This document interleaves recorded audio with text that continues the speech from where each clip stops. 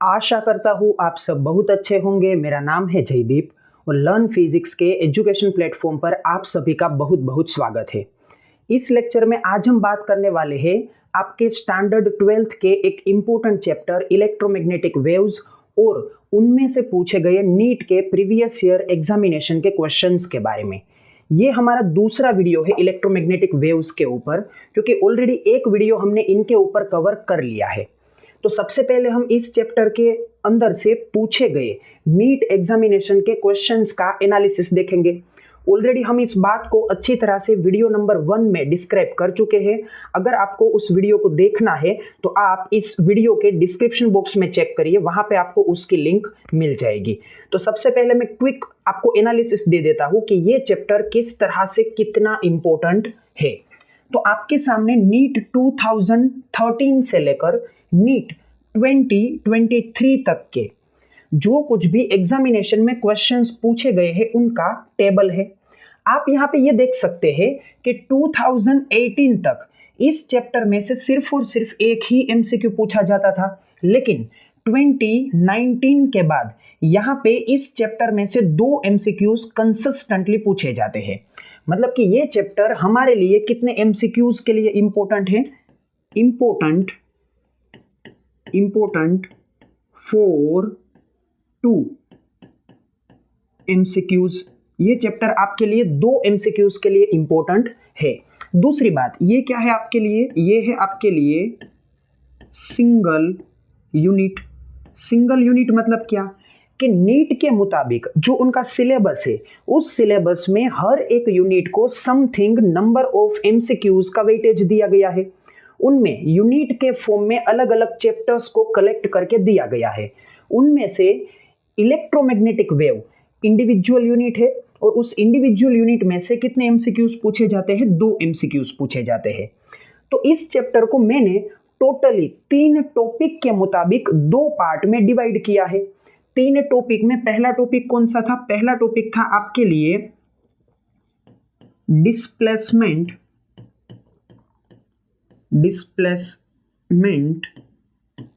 Current.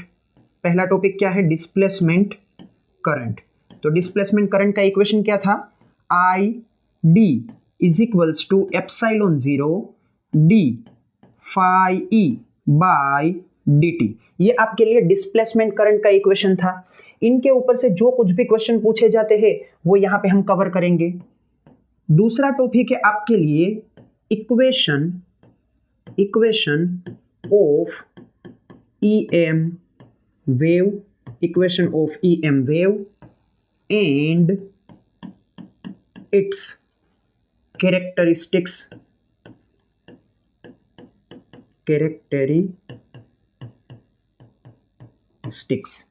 अगर आप NCERT के मुताबिक देखें तो एनसीईआरटी के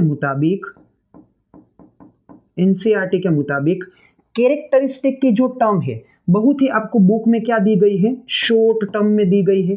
लेकिन अगर आप प्रीवियस ईयर क्वेश्चंस को देखेंगे तो कैरेक्टरिस्टिक्स थोड़ी सी नीट एग्जामिनेशन के मुताबिक, या तो यूं कहिए कॉम्पिटिटिव एग्जामिनेशन के मुताबिक, थोड़ी सी डिटेल में पूछी गई है। तो कॉम्पिटिटिव के लिए आपको इसे क्या तैयार करना है? For competitive it is in detail. अब ये बात कितनी सही है, ये आप जैसे जैसे एमसीक्यूज देखेंगे तो आपको अच्छी तरह से समझ में आ जाएगी कि जितना हम इस चैप्टर को अवॉइड करते हैं या तो जितना हम इस चैप्टर को अंडर एस्टिमेट करते हैं, लेकिन उनकी कंपैरिजन में आपके सामने ये एनालिसिस है कि कितने एमसीक्यूज के लिए ये चैप्टर इंपॉर्टेंट है? 2 एमसीक्यूज। और उनसे भी इंपॉर्टेंट बात यह है कि यहां से पूछे जाने वाले एमसीक्यूज उतने लॉजिकल नहीं होते हैं, एकदम आसान होते हैं। और अगर हम इसे अच्छी तरह से प्रायोरिटी देंगे तो हमारे लिए 8 मार्क्स इजीली कवर हो जाएंगे। यहां पे तीसरा टॉपिक है EM वेव स्पेक्ट्रम।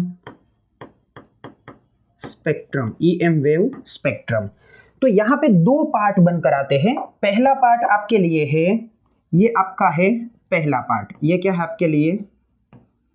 पार्ट 1।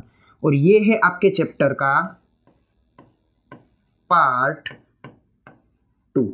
तो जब भी यहाँ पे दो एमसीक्यूज की हम बात करते हैं तो दो एमसीक्यूज में से एक एमसीक्यू किन में से पूछा जाता है, इस पार्ट 1 में से पूछा जाता है, और एक एमसीक्यू किन में से पूछा जाता है, पार्ट 2 में से। आप चाहे किसी भी ईयर का क्वेश्चन उठाकर देख लीजिए, आपको यही पैटर्न मिलेगी कि एक एमसीक्यू किन में से होगा, डिस्प्लेसमेंट करंट और इक्वेशन ऑफ ईएम वेव, या तो यूं कहिए कैरेक्टरिस्टिक ऑफ ईएम वेव, इस पोर्शन में से एक एमसीक्यू होगा। और एक एमसीक्यू किन में से होने वाला है, इलेक्ट्रोमैग्नेटिक वेव के स्पेक्ट्रम में से।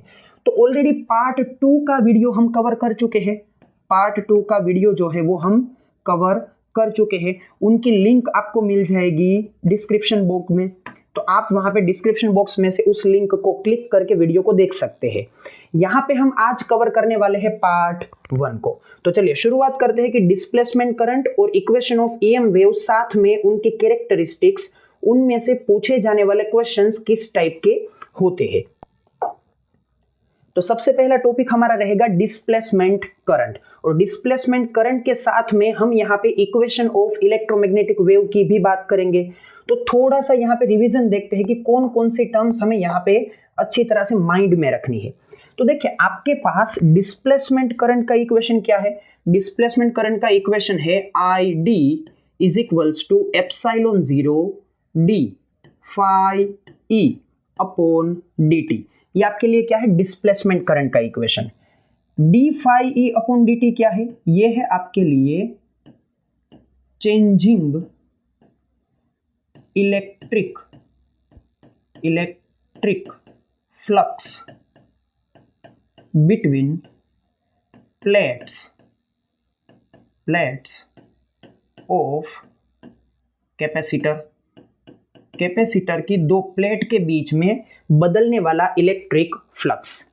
तो यहाँ पे जैसे एम्पियर्स लॉ लागू करते थे, तो एम्पियर्स लॉ में क्या बता था कि जहां पे वायर होगा उस वायर में आपको क्या मिलेगा, करंट, और वायर में करंट होने की वजह से उनके अराउंड में आपको क्या मिलेगा, एम्पीरियन लूप के मुताबिक। यहाँ पे आप देख सकते हैं एम्पीरियन लूप के मुताबिक आपको वहां पे करंट मिलेगा। तो मान लीजिए ये आपके लिए क्या है, कैपेसिटर की एक प्लेट है, और ये आपके लिए क्या है, कैपेसिटर की दूसरी प्लेट है। इन दोनों के बीच में आप यहाँ पे देख सकते हैं कि ये है क्या आपके लिए, इलेक्ट्रिक फील्ड। तो यहाँ पे कैपेसिटर की दोनों प्लेट के बीच में कोई कांटेक्ट नहीं है, यहाँ पे कोई कांटेक्ट नहीं है, लेकिन हाँ यहाँ पे क्या है, इलेक्ट्रिक फील्ड जरूर है। और वो इलेक्ट्रिक फील्ड कैसा है, बदलने वाला इलेक्ट्रिक फील्ड। और ये बदलने वाला इलेक्ट्रिक फील्ड आपको क्या देगा, कैपेसिटर की दो प्लेट के बीच में डिस्प्लेसमेंट करंट देगा। ये आपको क्या देगा, चेंजिंग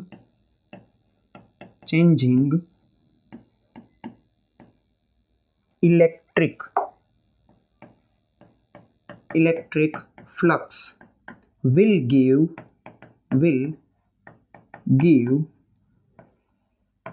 डिस्प्लेसमेंट करंट। ये आपको देगा डिस्प्लेसमेंट करंट। जैसे हम किस तरह से रिप्रेजेंट करते हैं, इसे हम रिप्रेजेंट करते हैं ID से।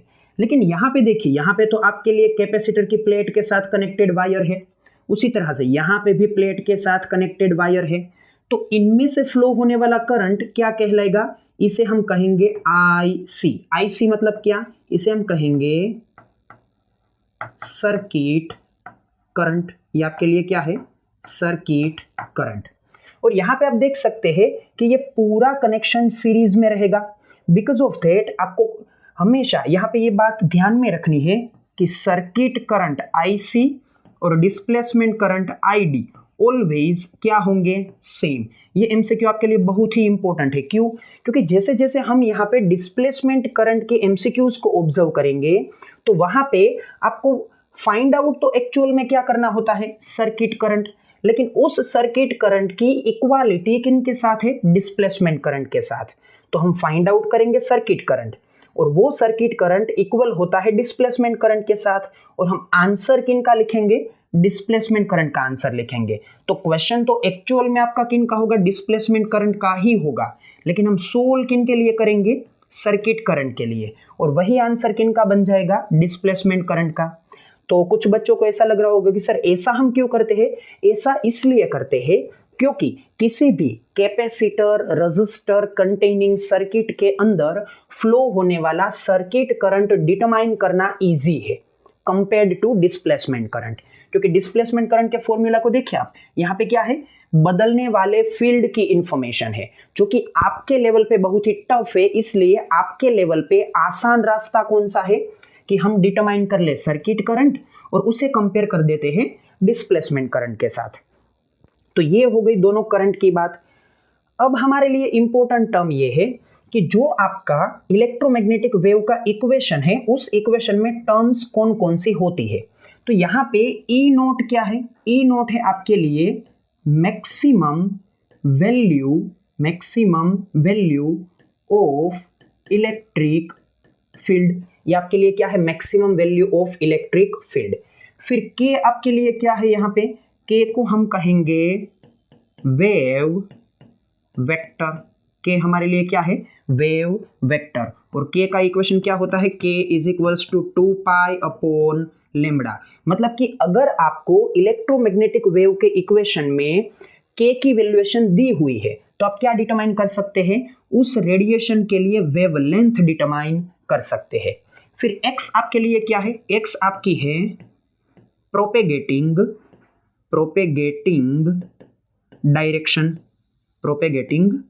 डायरेक्शन। ये आपके लिए क्या है, इलेक्ट्रोमैग्नेटिक वेव की प्रोपेगेटिंग डायरेक्शन। तो यहां पे आप इस वेव में ये देख सकते हैं कि वेव किस डायरेक्शन में प्रोपेगेट हो रहा है, एक्स में।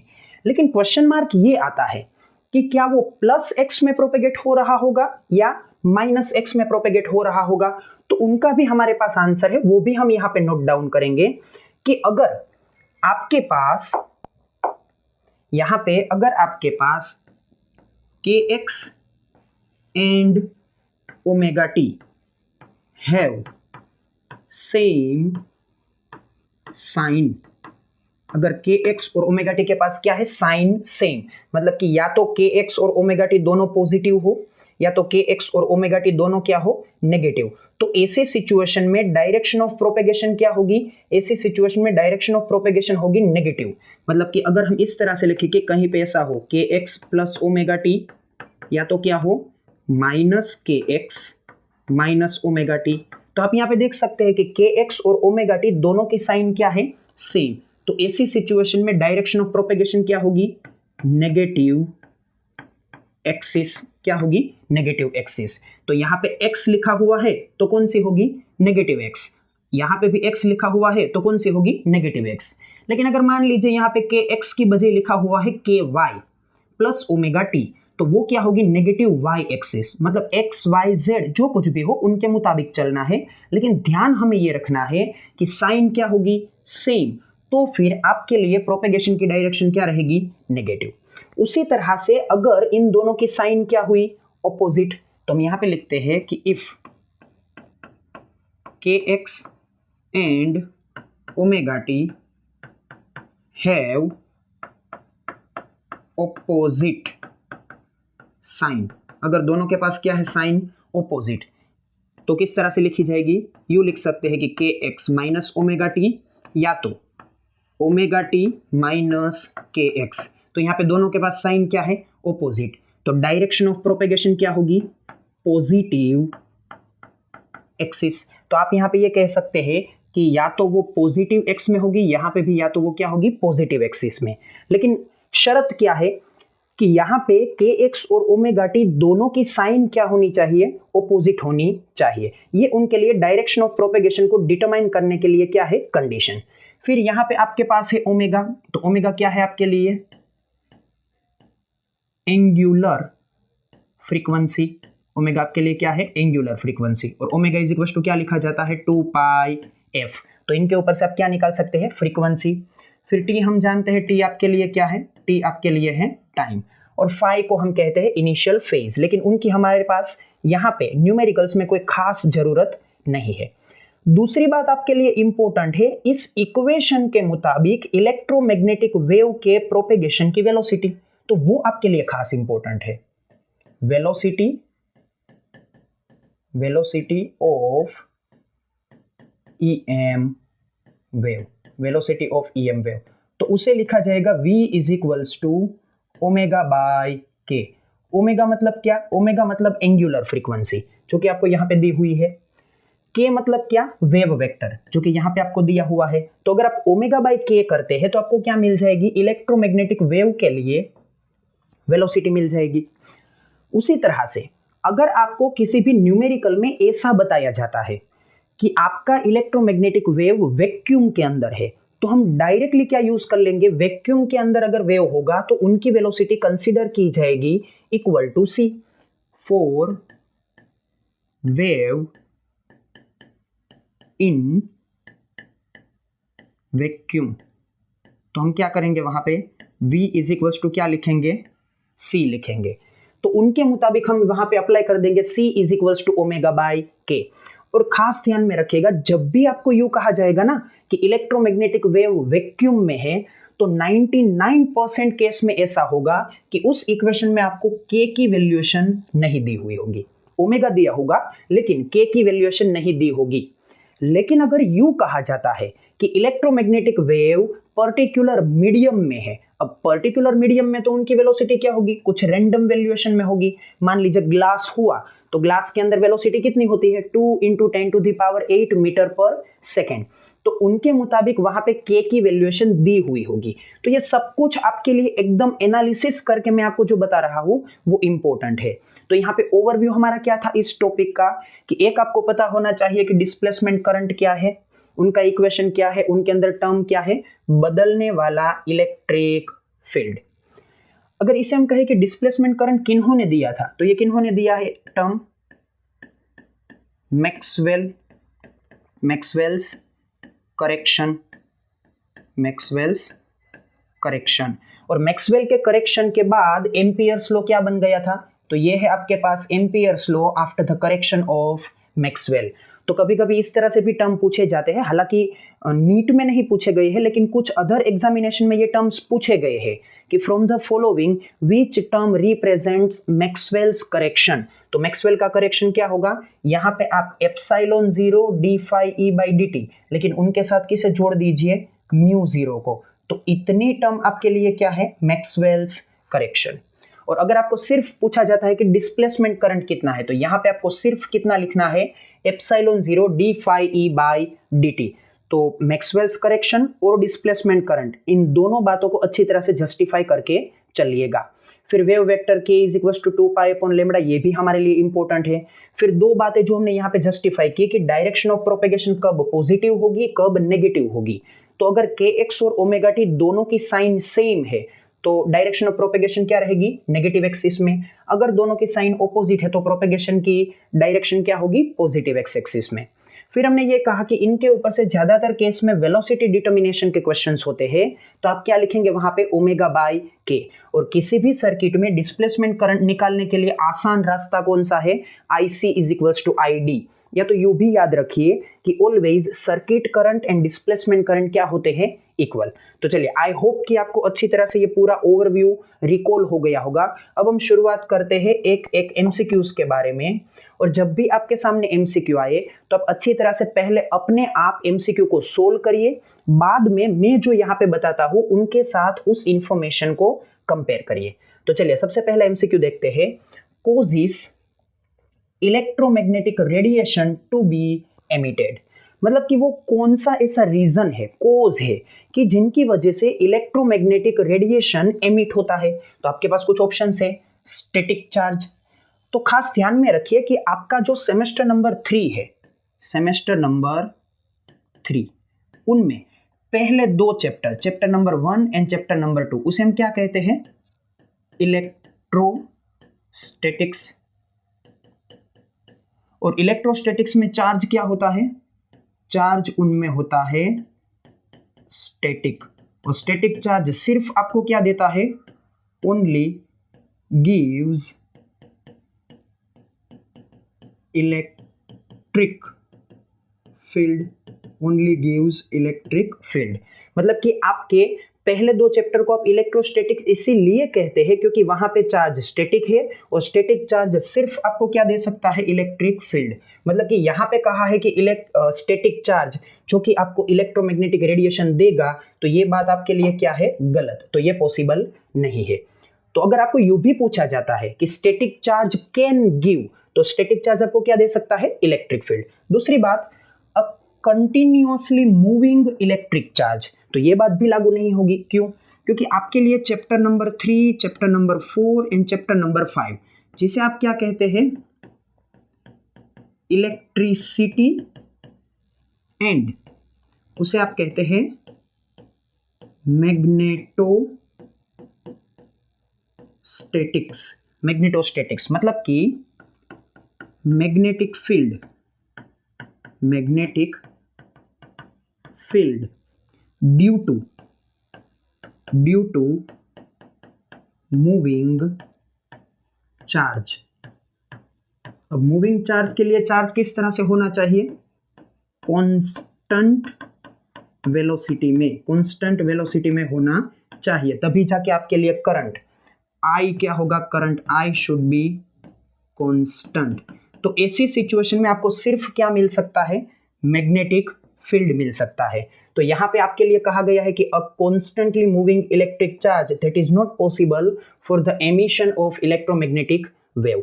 फिर कहा गया है एन एक्सेलरेटिंग चार्ज, तो ये बात सही होगी। क्यों? क्योंकि आप बात करते हैं चैप्टर नंबर 6, 7, 8, इन सभी में क्या होता है?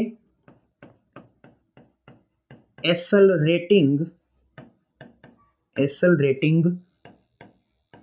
चार्ज। एक्सेलरेटिंग चार्ज कहिए या तो यू कहिए कि यहां पे सभी में क्या होता है? Variable current. इन सभी में क्या होता है? Variable current. And because of that वो सभी क्या देते हैं? Electric field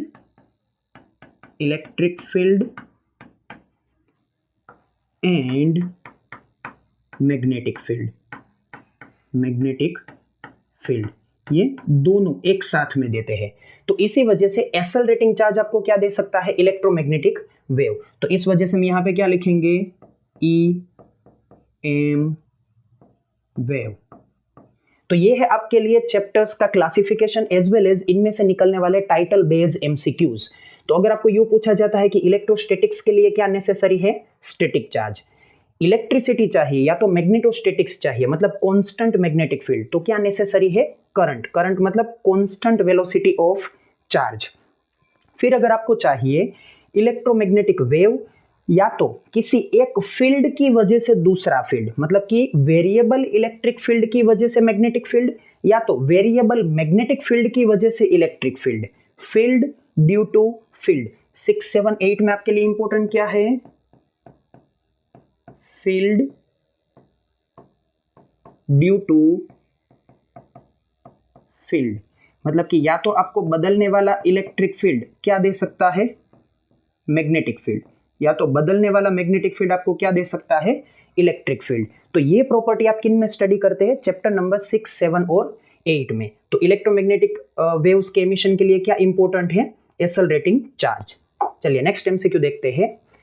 The electric field vector associated with an electromagnetic wave in vacuum। देखिए वैक्यूम की बात आई। वैक्यूम की बात मतलब कि वेलोसिटी आप कितनी ले सकते हैं? c मीन्स 3 × 10⁸ मीटर पर सेकेंड इज डिनोटेड बाय। तो यहाँ पे आपको इलेक्ट्रिक फील्ड का इक्वेशन दिया हुआ है। देखिए जो बात मैंने आपको बताई थी वही बात यहाँ पे आपके सामने साबिती के रूप में है कि जब भी आपको यू कहा जाएगा कि इलेक्ट्रोमैग्नेटिक वेव किन में है? वैक्यूम में, तो आपको के की वैल्यूएशन नहीं दी जाएगी। देखिए K is unknown, where E Z and T are expressed in volt per metre and second respectively. Blank is the value of K, मतलब कि आपको के की वैल्यूएशन डिटरमाइन करनी है। तो बट ऑब्वियस है कि हमने एक टर्म लिखी थी कि velocity v is equals to क्या होगा? ओमेगा बाय के। लेकिन यहाँ पे क्या है? v इज इक्वल्स टू सी, क्योंकि वैक्यूम में है तो हम क्या लिखेंगे यहाँ पे? c is equals to omega by k, और k चाहिए तो k को एज अ सब्जेक्ट लीजिए, ओमेगा बाय c। ओमेगा के वैल्यूएशन यहाँ पे क्या है? ओमेगा के वैल्यूएशन है 6 × 10⁸ डिवाइडेड बाय c क्या होगा? 3 × 10⁸। दोनों कैंसल आउट होंगे, यहाँ पे टर्म बनेगी 2, और k मतलब क्या होता है? k इज इक्वल्स टू होता है 2 पाई अपॉन लैम्बडा। तो यूनिट इनका क्या बनेगा, यूनिट बनेगा मीटर इनवर्स। तो यहाँ पे होगा 2 मीटर इनवर्स। कौन सा ऑप्शन मैच होगा, ऑप्शन ए। चलिए नेक्स्ट एमसीक्यू देखते हैं। Electromagnetic field component of an electromagnetic wave in a medium, particular medium की बात है, इज गिवन एज, यहां पे लिखा है 2.5 cos समथिंग इनटू टी। तो टी के साथ में जो टर्म होती है उसे हम क्या कहते हैं, ओमेगा। क्यों, क्योंकि ओमेगा टी लिखा जाता है ना। उसी तरह से x के साथ में जो टर्म होगी उसे हम क्या कहेंगे, के, क्योंकि यहाँ पे क्या लिखा जाता है, k x. Also E Z is equal to 0, मतलब कि z डायरेक्शन में इलेक्ट्रिक फील्ड कंपोनेंट की वैल्यूएशन क्या है, 0। तो इलेक्ट्रिक फील्ड z डायरेक्शन में नहीं है। इलेक्ट्रिक फील्ड का ऑसिलेशन कौन सी डायरेक्शन में है, y डायरेक्शन में। तो ये क्या आपके लिए है, oscillation of electric field in y axis. oscillation किन में है, y एक्सिस में। उसी तरह से यहाँ पे देखिए डायरेक्शन ऑफ प्रोपेगेशन किन में है, तो डायरेक्शन ऑफ प्रोपेगेशन आप यहाँ पे देख सकते हैं x एक्सिस में है। लेकिन प्लस x या माइनस x, तो देखिए यहाँ पे ओमेगा के लिए साइन क्या है, पॉजिटिव, के एक्स के लिए साइन क्या है यहाँ पे, नेगेटिव। तो इनके ऊपर से आप ये कह सकते हैं डायरेक्शन ऑफ प्रोपेगेशन,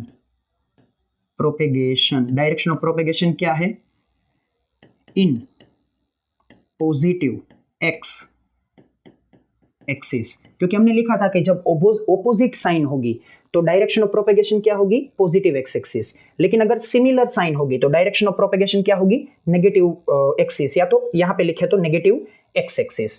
तो अब आपको क्या चाहिए कि पर्टिकुलर स्टेटमेंट है, उस स्टेटमेंट में आपको वेरीफाई करना है कि कौन सा स्टेटमेंट करेक्ट है। तो देखिए मूविंग इन, मतलब कि ये electromagnetic wave moving in x axis direction, okay चलिए। फिर है moving in x axis direction, वो भी सही है। Moving in the negative x axis, नहीं नेगेटिव पॉसिबल नहीं है क्योंकि हमने जस्टिफाई कर लिया कि कौन सी डायरेक्शन है, पॉजिटिव। फिर लिखा है मूविंग इन वाई एक्सिस, चलिए वो भी पॉसिबल नहीं है। मतलब कि option number C, option number D दोनों एलिमिनेट हो गए। अब पॉसिबल है ऑप्शन ए, पॉसिबल है ऑप्शन बी, क्योंकि moving in positive x direction लिखा हुआ है। बाद में क्या कहा है, with frequency 10 to the power 6, with frequency 10 to the power 6। तो यहाँ पे आपके पास ये क्या है, ओमेगा। तो ओमेगा इज इक्वल्स टू क्या होता है, ओमेगा इज इक्वल्स टू होगा 2 पाई एफ। तो एफ इज इक्वल्स टू क्या होगा, ओमेगा अपॉन 2 पाई। तो ओमेगा की वैल्यूएशन अगर हम यहाँ पे लिखते हैं, ओमेगा की वैल्यूएशन कितनी है, 2 pi 10 to the power 6 divided by यहाँ पे है आपका 2 pi. 2 pi and 2 pi will cancel out, answer बचेगा यहाँ पे 10 टू द पावर 6। एफ का यूनिट होगा हर्ट्ज। तो चलिए फ्रीक्वेंसी तो दोनों में वेरीफाइड है कि 10 to the power 6 hertz. And अब बात है किनकी, वेवलेंथ की। यहाँ पे भी बात किनकी है, वेवलेंथ की। तो देखिए आपका इलेक्ट्रोमैग्नेटिक वेव पर्टिकुलर मीडियम में है, इस वजह से आप यहाँ पे F is equals to C by lambda ये टर्म इस्तेमाल नहीं कर सकते हैं, क्योंकि पर्टिकुलर मीडियम में velocity V is equals to C नहीं होगी। इस वजह से हमें क्या करना पड़ेगा कि जैसे मैंने आपको ऑलरेडी बताया था कि जब भी पर्टिकुलर मीडियम में कोई वेव होगा तो आपको यहाँ पे k की वैल्यूएशन दी हुई होगी। तो यहाँ पे आपको k की वैल्यूएशन दी हुई है। k कितना है आपके पास, यहाँ पे k is equals to pi 10 to the power -2, unit होता है मीटर इनवर्स। तो इनके ऊपर से आप लेमड़ा डिटरमाइन कर लीजिए। k इज इक्वल्स टू क्या होगा, 2 pi upon lambda. Therefore lambda is equals to क्या होगा, 2 pi upon k। Therefore lambda is equals to 2 pi, k की वैल्यूएशन कितनी है, पाई 10 टू द पावर -2। एक एक बार पाई कैंसिल आउट, ये बन जाएगा 200, क्योंकि 10 टू द पावर -2 ऊपर जाएगा तो क्या बन जाएगा, +2। इट बिकम्स 200, यूनिट लागू होगा मीटर। तो 200 मीटर की वेवलेंथ, कौन सा ऑप्शन सही होगा, ऑप्शन बी। तो अच्छी तरह से आप इस तरह से स्टेप्स को फॉलो करेंगे तो आपके एमसीक्यूज आसानी से सोल्व होंगे। चलिए नेक्स्ट क्वेश्चन है, a capacitor of resistance 100 ohm. Capacitor के रेजिस्टेंस को क्या कहा जाता है, काई सी। काई सी मतलब कैपेसिटिव रिएक्टेंस, वो कितना है, 100 ओहम। एंड रेजिस्टेंस, रेजिस्टेंस कितना है आपके लिए, रेजिस्टेंस है R is equals to 100 ohm. Capacitor का क्या होगा, रिएक्टेंस होगा, और ऑर्डिनरी रेजिस्टर के लिए क्या होगा, रेजिस्टेंस होगा। ये दोनों वर्ड एक दूसरे के साथ क्या हो चुके हैं, एक्सचेंज। तो आप इस बात को खास अच्छी तरह से ध्यान में रखिएगा कि रेजिस्टेंस आपको दिया हुआ है 100 ओहम, कैपेसिटिव रिएक्टेंस आपको दिया हुआ है 100 ohm, is connected in series with a source of 220 volt. मतलब कि आपको Vrms वैल्यू कितनी दी हुई है, 220 वोल्ट, एक एसी सोर्स की वैल्यूएशन दी हुई है। What will be the maximum value of displacement current for 50% charge on the capacitor? अब देखिए, वैसे देखा जाए ना तो ये न्यूमेरिकल आपके लिए एसी सर्किट चैप्टर का है, लेकिन फिर भी उसे कन्वर्ट किन में कर दिया, चैप्टर नंबर 8 में। कौन सा वर्ड यहां पे रख के, डिस्प्लेसमेंट करंट। तो मैंने ऑलरेडी आपको इंट्रोडक्टरी टर्म में बताया था कि आप फाइंड आउट क्या करेंगे, सर्किट करंट आईसी, और वो इक्वल किन के होगा, आईडी, डिस्प्लेसमेंट करंट के। तो आईसी फाइंड आउट करेंगे, कंपेयर कर देंगे आईडी के साथ, वो बन जाएगा हमारा आंसर। तो सबसे पहले जो इंफॉर्मेशन दी है ना, उसे हम यहाँ पे कंपेयर करते हैं कि आपको दिया हुआ है एक कैपेसिटर, उस कैपेसिटर के साथ आपके पास है एक पर्टिकुलर वैल्यू का रेजिस्टेंस, उसे जोड़ा गया है एक एसी सोर्स के साथ। यहां पे आपका एसी सोर्स, दोनों किन में है, सीरीज कनेक्शन में। तो कैपेसिटर के लिए काई सी कितना दिया हुआ है, 100 ओहम। रेजिस्टर के लिए रेजिस्टेंस कितना दिया हुआ है, वो भी 100 ओहम। एसी सोर्स के लिए वी आरएमएस कितना दिया हुआ है, वो है 220 वोल्ट। अगर मान लीजिए यहाँ पे करंट इस डायरेक्शन में फ्लो होता है तो वो आपके लिए क्या बनेगा, आई सी, और वही आई सी आपके कैपेसिटर के अंदर फ्लो होने वाला क्या बन जाएगा, आई डी। तो आई सी डिटरमाइन करने के लिए हम क्या करेंगे, ओहम्स रिलेशन रफली अप्लाई करेंगे। लेकिन ये कौन सी सर्किट है, फॉर आरसी सर्किट। ये क्या है, आरसी सर्किट। तो आरसी सर्किट में क्या होगा, for RC circuit we will find impedance. हम सबसे पहले क्या फाइंड आउट करेंगे, इम्पीडेंस। तो impedance Z is equals to क्या होगा, under root chi C square plus R square. दोनों की वैल्यूएशन कितनी है, अंडर रूट काई सी आपका कितना है 100, उनका स्क्वेयर, प्लस R कितना है आपका 100, उनका भी यहाँ पे स्क्वेयर। तो यहाँ पे हम क्या लिख सकते हैं, Z इज इक्वल्स टू होगा अंडर रूट 2 टाइम 100 का स्क्वेयर। तो ये टर्म बन जाएगी रूट 2 इंटू 100, और इनका यूनिट भी क्या रहेगा, ओहम। अगर इस पूरी सर्किट को क्या लागू कर दिया जाए, ओहम्स रिलेशन, ओहम्स इक्वेशन। तो ओहम्स इक्वेशन के मुताबिक क्या होगा, V is equals to I R. लेकिन यहां पे लिखना पड़ेगा V is equals to I R की जगह यहां पे क्या लिखना पड़ेगा, impedance Z। Because of that हम यहां पे लिख सकते हैं circuit current IC is equals to V upon Z। लेकिन यहां पे देखिए कि V RMS कितना दिया हुआ है, 220 वोल्ट, जबकि हमें यहां पे क्या चाहिए, V मैक्सिमम। तो यहां पे सबसे पहले डिटरमाइन करते हैं कि V RMS is equals to क्या होता है, V max upon root 2। Therefore V max is equals to क्या होगा, root 2 into V RMS। Therefore V max is equals to क्या होगा, root 2 into V RMS। V RMS कितना है, 220। तो यहाँ पे लिखा जाएगा 220 वोल्ट। इस वैल्यूएशन को हम यहाँ पे अप्लाई करेंगे V max के तौर पे। ये है आपका V max, तो ये कितना बन जाएगा, रूट 2 इंटू 220 अपॉन Z कितना मिला है हमें यहाँ पे, Z is root 2 into 100। Root two cancel out होंगे, यहाँ पे बन जाएगा IC कितना बनकर आएगा, 220 upon 100, that is 2.2 ampere. And we know that IC is equals to क्या होता है, ID। तो ये भी क्या होगा, 2.2 एम्पियर। ये है आपके लिए आंसर। तो कौन सा ऑप्शन मैच होगा, ऑप्शन होगा C। तो अगर कहीं पे भी आपको इसी तरह से क्वेश्चन पूछा जाता है जहां पे क्वेश्चन होगा क्या, आरसी सर्किट का या तो सिर्फ सी सर्किट का, लेकिन वहां पे आपको डिटरमाइन ऑलवेज क्या करना है, सर्किट करंट, और वही सर्किट करंट आपके लिए आगे जाकर क्या बन जाएगा, डिस्प्लेसमेंट करंट। तो ये बात आपको अच्छी तरह से ध्यान में रखनी है, इसी तरह से क्वेश्चन को सोल्व करना है। आगे भी एक दो और ऐसे ही क्वेश्चन आएंगे जहां पे हम फाइंड आउट क्या करेंगे, आईसी, और उनके ऊपर से हम क्या डिटरमाइन कर लेंगे, आई डी। चलिए next question, a parallel plate capacitance of 20 microfarad, capacitance की वैल्यूएशन कितनी हुई है, 20 microfarad, is charged with a voltage source varying at 3 volt पर सेकेंड। अब देखिए वोल्टेज की वैल्यूएशन नहीं है, 3 वोल्ट पर सेकेंड मतलब dV बाई dt दिया हुआ है कि 3 वोल्ट पर सेकेंड के रेट से वोल्टेजेस क्या हो रहे हैं, चेंज, मतलब कि dV बाई dt की इंफॉर्मेशन है।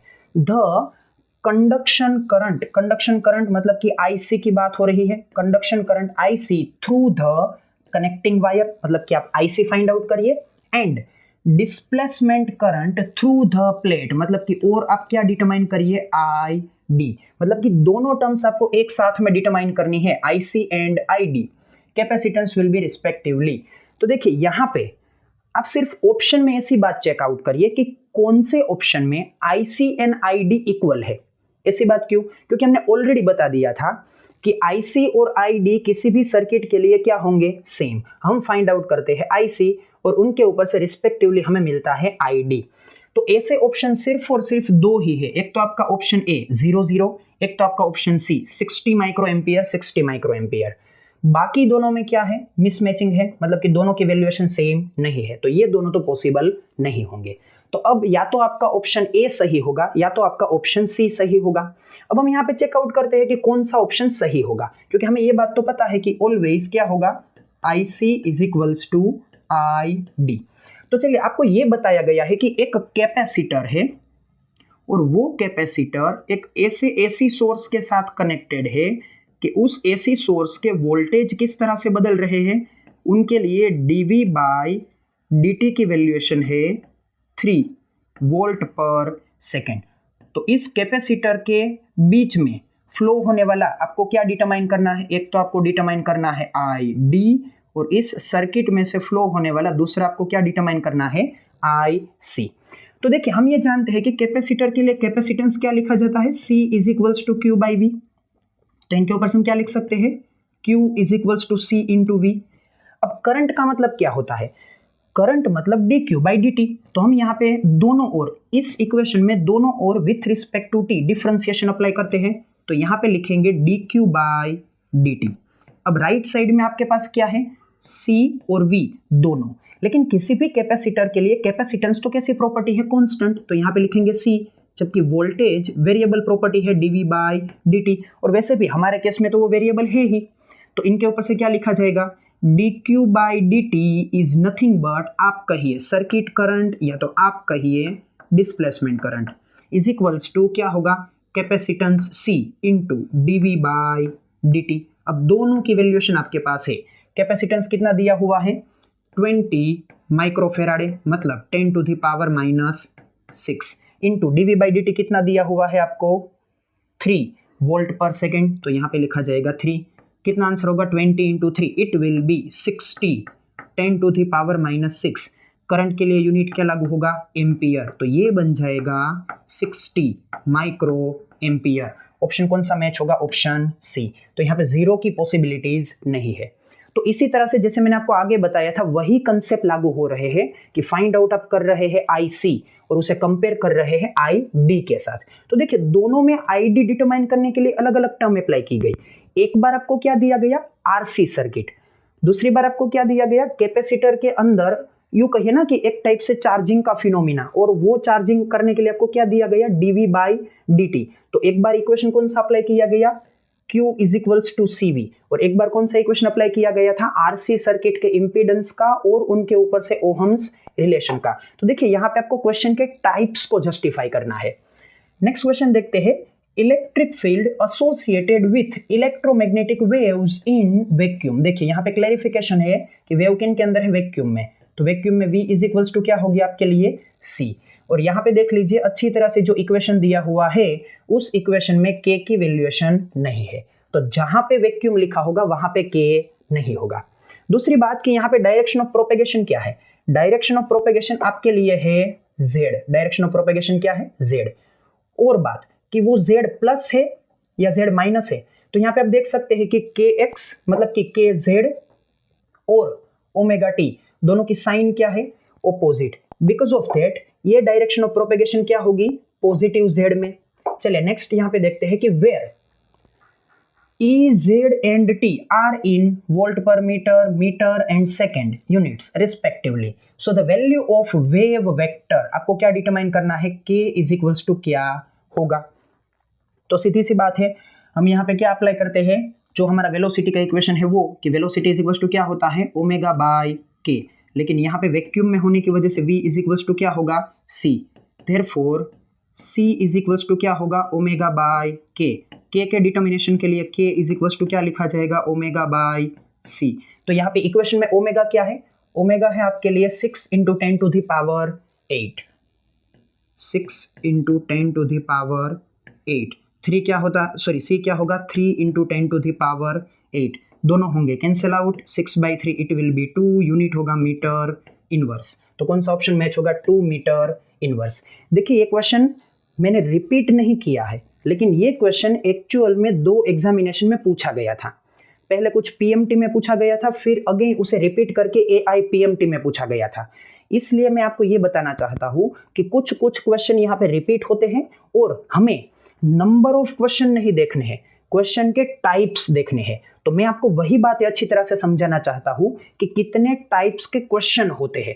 आप अगर उस टाइप को कंपेयर कर लेते हैं तो अच्छी तरह से आपको समझ में आ जाएगा कि किस तरह से इस टॉपिक को प्रिपेयर करना है। चलिए नेक्स्ट एमसीक्यू देखते हैं। A capacitor of capacitance C is applied to a V volt AC।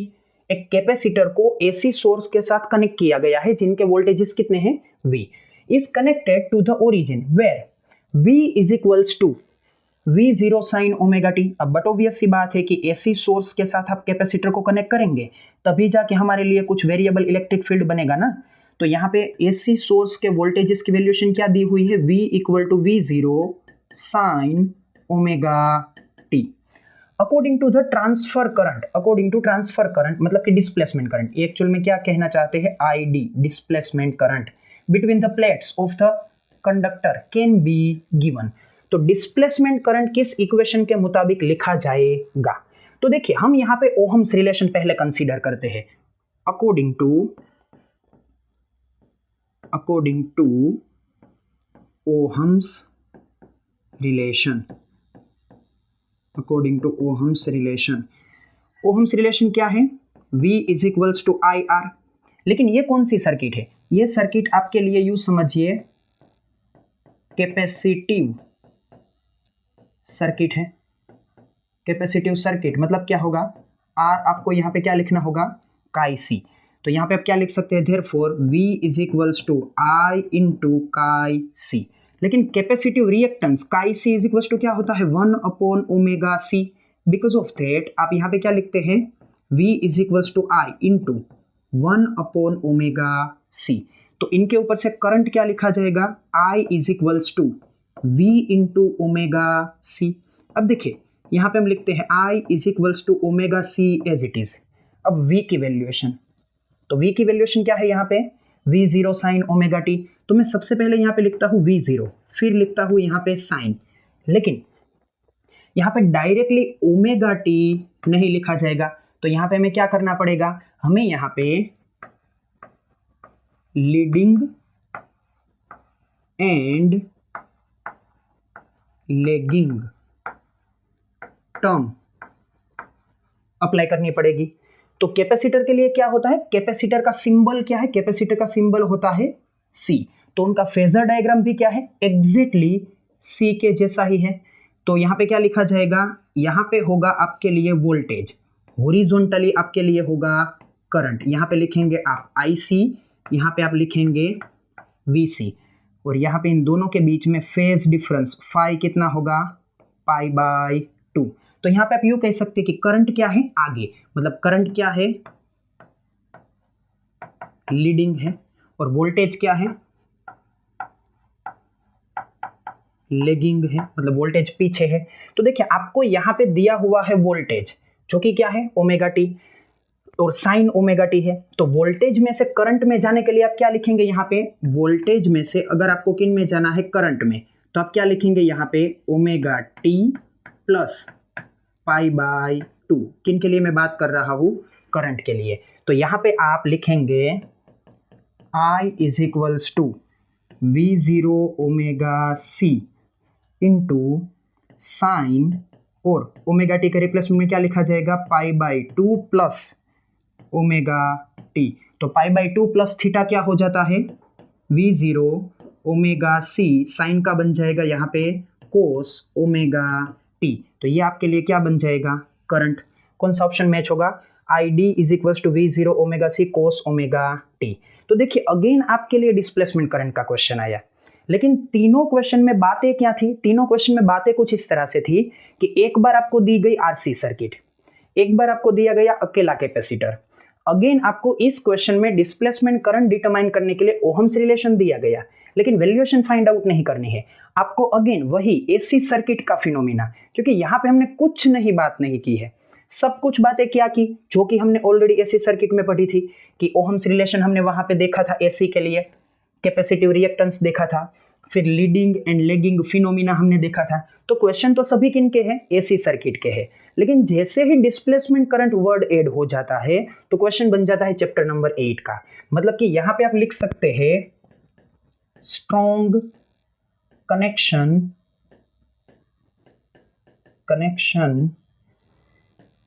Between chapter 7 and 8, खास करके किन के लिए, for displacement current. Displacement current के लिए ये बात आपके लिए खास इंपॉर्टेंट है।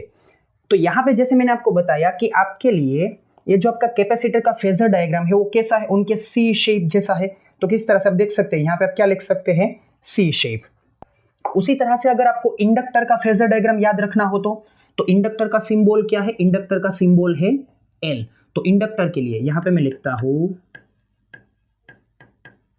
इंडक्टर के लिए आप उनका फेजर डायग्राम भी क्या ड्रॉ करेंगे, उनके L शेप जैसा। तो यहां पे भी क्या ड्रॉ किया जाएगा, L शेप। तो हॉरिजॉन्टली ऑलवेज क्या होता है, हॉरिजॉन्टली ऑलवेज होगा करंट, लेकिन इंडक्टर है इसलिए क्या होगा, IL। वर्टिकली ऑलवेज क्या होता है, वोल्टेज, इंडक्टर है तो क्या लिखा जाएगा, VL। देखिए यहाँ पे भी वर्टिकली क्या था, वोल्टेज था VC, हॉरिजॉन्टली यहाँ पे क्या था, करंट था IC। उसी तरह से यहाँ पे भी हॉरिजॉन्टली क्या है, करंट है IL, और वर्टिकली क्या है, वोल्टेज है VL। दोनों के बीच में अगेन फेज डिफरेंस कितना, पाई बाय 2। अब यहाँ पे लीड कौन कर रहा है, लीड करेगा वोल्टेज, और लेग मतलब पीछे कौन रहेगा, करंट। तो इस तरह से आप सी शेप और एल शेप दोनों को अच्छी तरह से कंपेयर करके इन दोनों फेजर डायग्राम को माइंड में रख सकते हैं।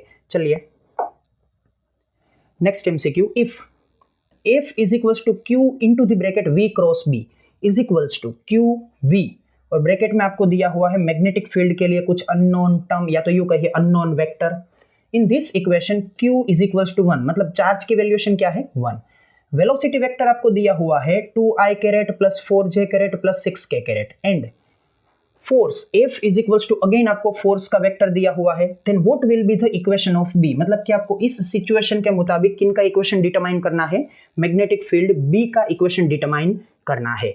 तो सबसे पहले तो जैसे आपको Q इज इक्वल्स टू क्या कहा गया है, 1, मतलब कि अगर आप इस इक्वेशन में Q इज इक्वल्स टू 1 रख देते हैं तो वो तो यहाँ से निकल जाएगा। तो यहाँ पे लिखा हुआ है V क्रॉस B, तो सबसे पहले तो हमें क्या करना चाहिए, V क्रॉस B की वैल्यूएशन निकालनी चाहिए। फिर हम क्या करेंगे, उस V क्रॉस B के वेक्टर को हम F के वेक्टर के साथ कंपोनेंट टू कंपोनेंट कंपेयर करेंगे, कंपेयर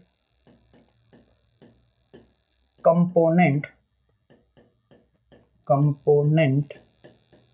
टू कंपोनेंट,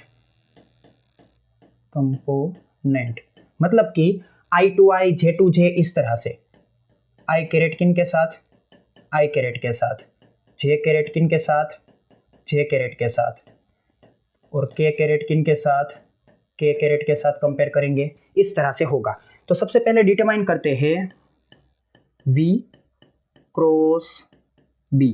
तो V क्रॉस B के लिए क्या लिखा जाएगा, determinant I caret, J caret, K caret, determinant over. तो सबसे पहला V के लिए इक्वेशन क्या है, V के लिए है 2 4 6। V के लिए क्या दिया हुआ है, 2 4 6। B के लिए क्या दिया हुआ है, B0, B0।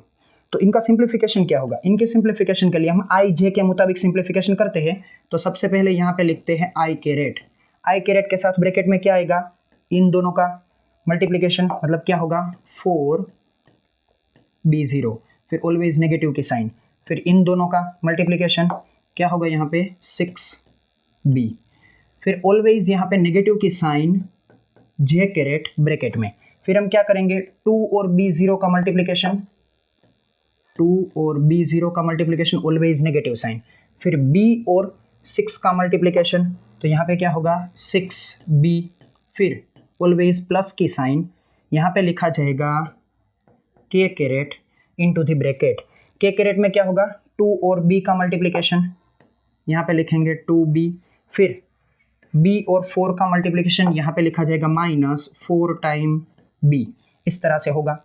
अब यहाँ पे जितना हो सके उतना सिंप्लीफिकेशन देते हैं। तो देखिए यहाँ पे एक ही सिंप्लीफिकेशन पॉसिबल है K का, क्योंकि यहाँ पे दोनों टर्म्स क्या है B, लेकिन जितना हो सके उतना सिंप्लीफाई करते हैं। तो क्या लिखा जाएगा 4B0 -6B, और यहाँ पे लिखा जाएगा I कैरेट -2B0 -6B, यहाँ पे लिखा जाएगा J कैरेट, प्लस यहाँ पे लिखते हैं 2B - 4B, मतलब क्या होगा, यहाँ पे होगा -2B, और क्या लिखा जाएगा K कैरेट। अब इसे हम किन के साथ कंपेयर कर देते हैं, इसे हम कंपेयर कर देते हैं आपके फोर्स के इक्वेशन के साथ। तो यहाँ पे हम लिखते हैं फोर्स का इक्वेशन, ये किन का इक्वेशन है, फोर्स का, इनके साथ कंपेयर करते हैं। तो फोर्स में यहाँ पे क्या लिखा है 4 I कैरेट, फिर यहाँ पे लिखा है -20 J कैरेट, फिर यहाँ पे लिखा हुआ है +12 K कैरेट। तो अगर हम यहाँ पे इन दोनों को कंपेयर करते हैं तो आप यहाँ पे क्या कंसीडर कर सकते हैं, तो देखिए इजीली हमें इसे कंपेयर करना चाहिए कि ये आपके लिए क्या है -2B, that is equals to क्या होगा 12। तो इनके ऊपर से आपको क्या मिल जाएगा, therefore -2B is equals to क्या होगा 12। तो इनके ऊपर से B क्या हो जाएगा, B हो जाएगा -12/2, इट इज -6। तो B की वैल्यूएशन क्या मिल गई, -6। अब हम किसी भी एक B और B0 वाले रिलेशन को अप्लाई करते हैं और किन की वैल्यूएशन फाइंड आउट करते हैं, B0 की। तो यहाँ पे देखिए, यहाँ पे आपको क्या लिखा हुआ मिल रहा है 4B0 - 6B, इसे कंपेयर करते हैं किन के साथ, 4 के साथ। तो यहाँ पे लिख सकते हैं 4B0 - 6B is equals to क्या होगा 4। अब B की वैल्यूएशन में पता है -6, तो यहाँ पे लिखते हैं 4B0 - 6, और B की वैल्यूएशन भी क्या है -6, that is equals to 4। Therefore 4B0 is equals to क्या होगा 4 as it is.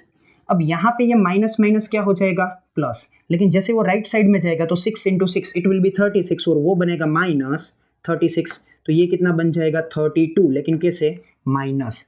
Therefore B0 की वैल्यूएशन क्या होगी, B0 is equals to -32 divided by 4। तो ये बन जाएगा आपके लिए B0 is equals to -8, B0 is equals to -8, और B इज इक्वल्स टू क्या है -6। तो ये पूरी टर्म अगर आप इनमें रख देते हैं तो इक्वेशन आपका क्या बनेगा, तो यहाँ पे लिखा है पूरा vector B is equals to, B का इक्वेशन क्या है, B I caret plus B J caret plus B0 K caret. तो B की वैल्यूएशन कितनी है हमारे पास, B मतलब है आपके लिए -6, तो -6 I caret -6 J caret minus B0 की वैल्यूएशन कितनी है, -8 k कैरेट। तो ये है आपके लिए बी का फाइनल इक्वेशन। कौन सा ऑप्शन मैच होगा, -6i -6j -8k, option match होगा सी। तो यहाँ पे डिस्प्लेसमेंट करंट का टॉपिक कंप्लीट। अब आपके सामने इतने एमसीक्यूज के बाद एक प्रैक्टिस क्वेश्चन है, which term represent the displacement current. आपके सामने 4 ऑप्शन है, जो ऑप्शन सही होगा वो आपको इस वीडियो के कमेंट सेक्शन में आपको रिप्लाई करना है। जिनका आंसर सही होगा उनकी कमेंट को मैं लाइक साइन दे दूंगा, ताकि सभी को पता चलेगा कि कौन सा आंसर सही है।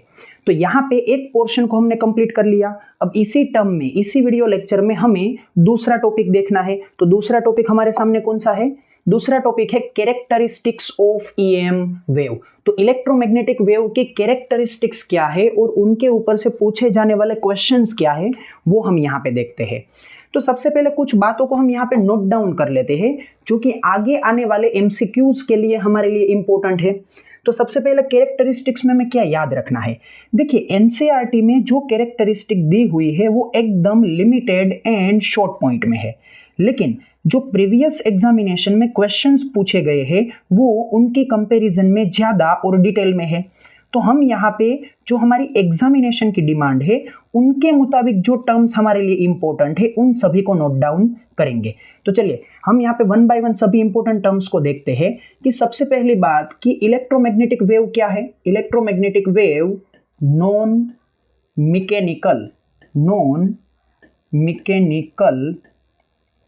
वेव्स हैं। नॉन मैकेनिकल वेव्स मतलब क्या हुआ, नो नीड ऑफ मीडियम, उसे मीडियम की कोई भी नीड नहीं है। ये हम किन के बारे में सभी बात कर रहे हैं, ये है हमारे लिए कैरेक्टरिस्टिक्स ऑफ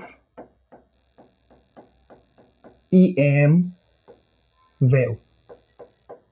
ओके, तो सबसे पहली बात हमने क्या कही यहाँ पे कि ये सभी क्या है, नॉन मैकेनिकल वेव्स। दूसरी बात कि उनके लिए हम ये कहते हैं कि वैक्यूम में उनकी स्पीड क्या होती है, c जितनी, लेकिन पर्टिकुलर मीडियम में उनकी स्पीड क्या हो जाती है, c से थोड़ी सी कम। तो उनके लिए हम क्या लिखते हैं, उस पर्टिकुलर मीडियम में स्पीड किस तरह से लिखी जाएगी। तो सबसे पहले बात करते हैं वैक्यूम में स्पीड की बात। वैक्यूम में उनकी स्पीड क्या होगी, तो वैक्यूम में स्पीड लिखी जाएगी c, लेकिन c इज इक्वल्स टू क्या होता है, 1/√μ0 एप्सिलॉन 0।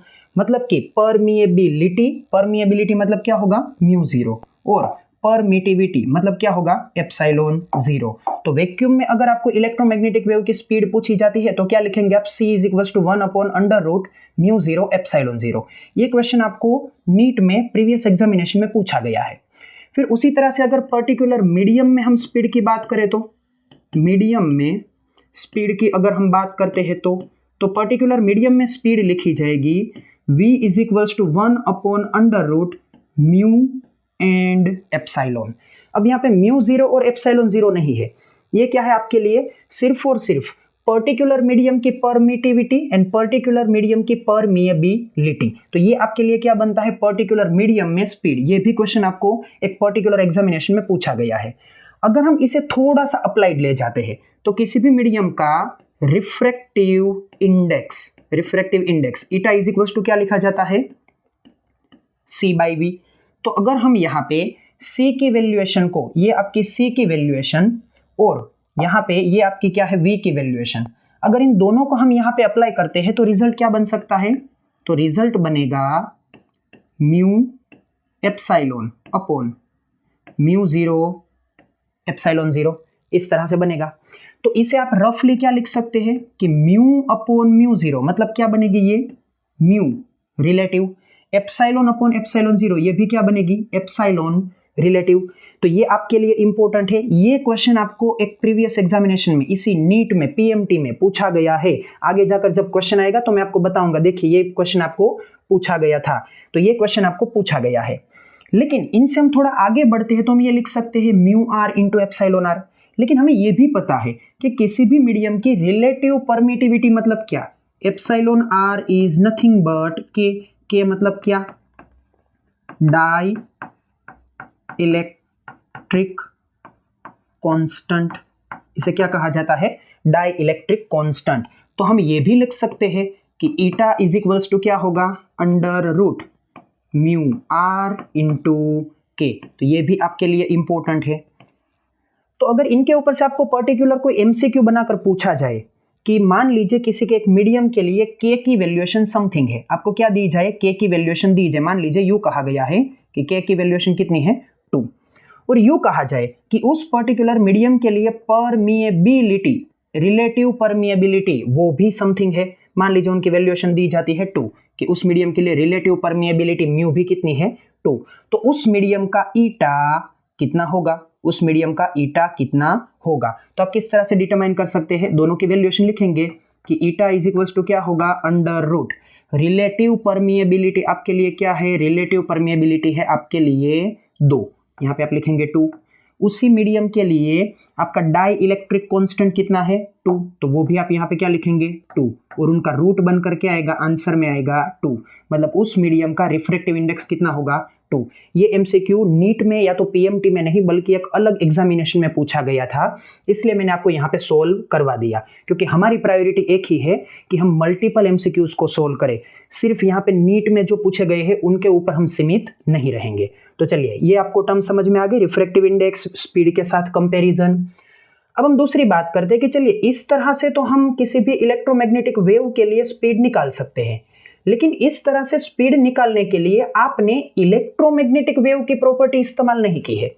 यहाँ पे आपने किन की प्रॉपर्टी इस्तेमाल की, मीडियम की प्रॉपर्टी, क्योंकि यहाँ पे जो लिखा गया है म्यू 0 एप्सिलॉन 0 या तो म्यू एंड एप्सिलॉन, एक्चुअल में ये सभी क्या है, मीडियम की प्रॉपर्टी है। तो यहाँ पे आपने ये जो स्पीड निकाली वो क्या थी, ये सभी स्पीड थी according to property of medium, ये सभी क्या थी, according to property of medium. लेकिन अगर आपको स्पीड निकालनी है अकॉर्डिंग टू इलेक्ट्रोमैग्नेटिक वेव की इंफॉर्मेशन, तो आप किस तरह से निकालेंगे, तो यहां पे आप लिखिए कि speed of EM wave according to wave equation, according to क्या, वेव इक्वेशन। तो वो किस तरह से मिल पाएगी, उनके लिए आपको लिखना है V is equals to Emax upon Bmax। Emax और Bmax क्या है, इलेक्ट्रोमैग्नेटिक वेव के एम्पलीट्यूड की वैल्यूएशन, ये दोनों क्या है, फील्ड के, ये दोनों क्या है आपके लिए, फील्ड एम्पलीट्यूड,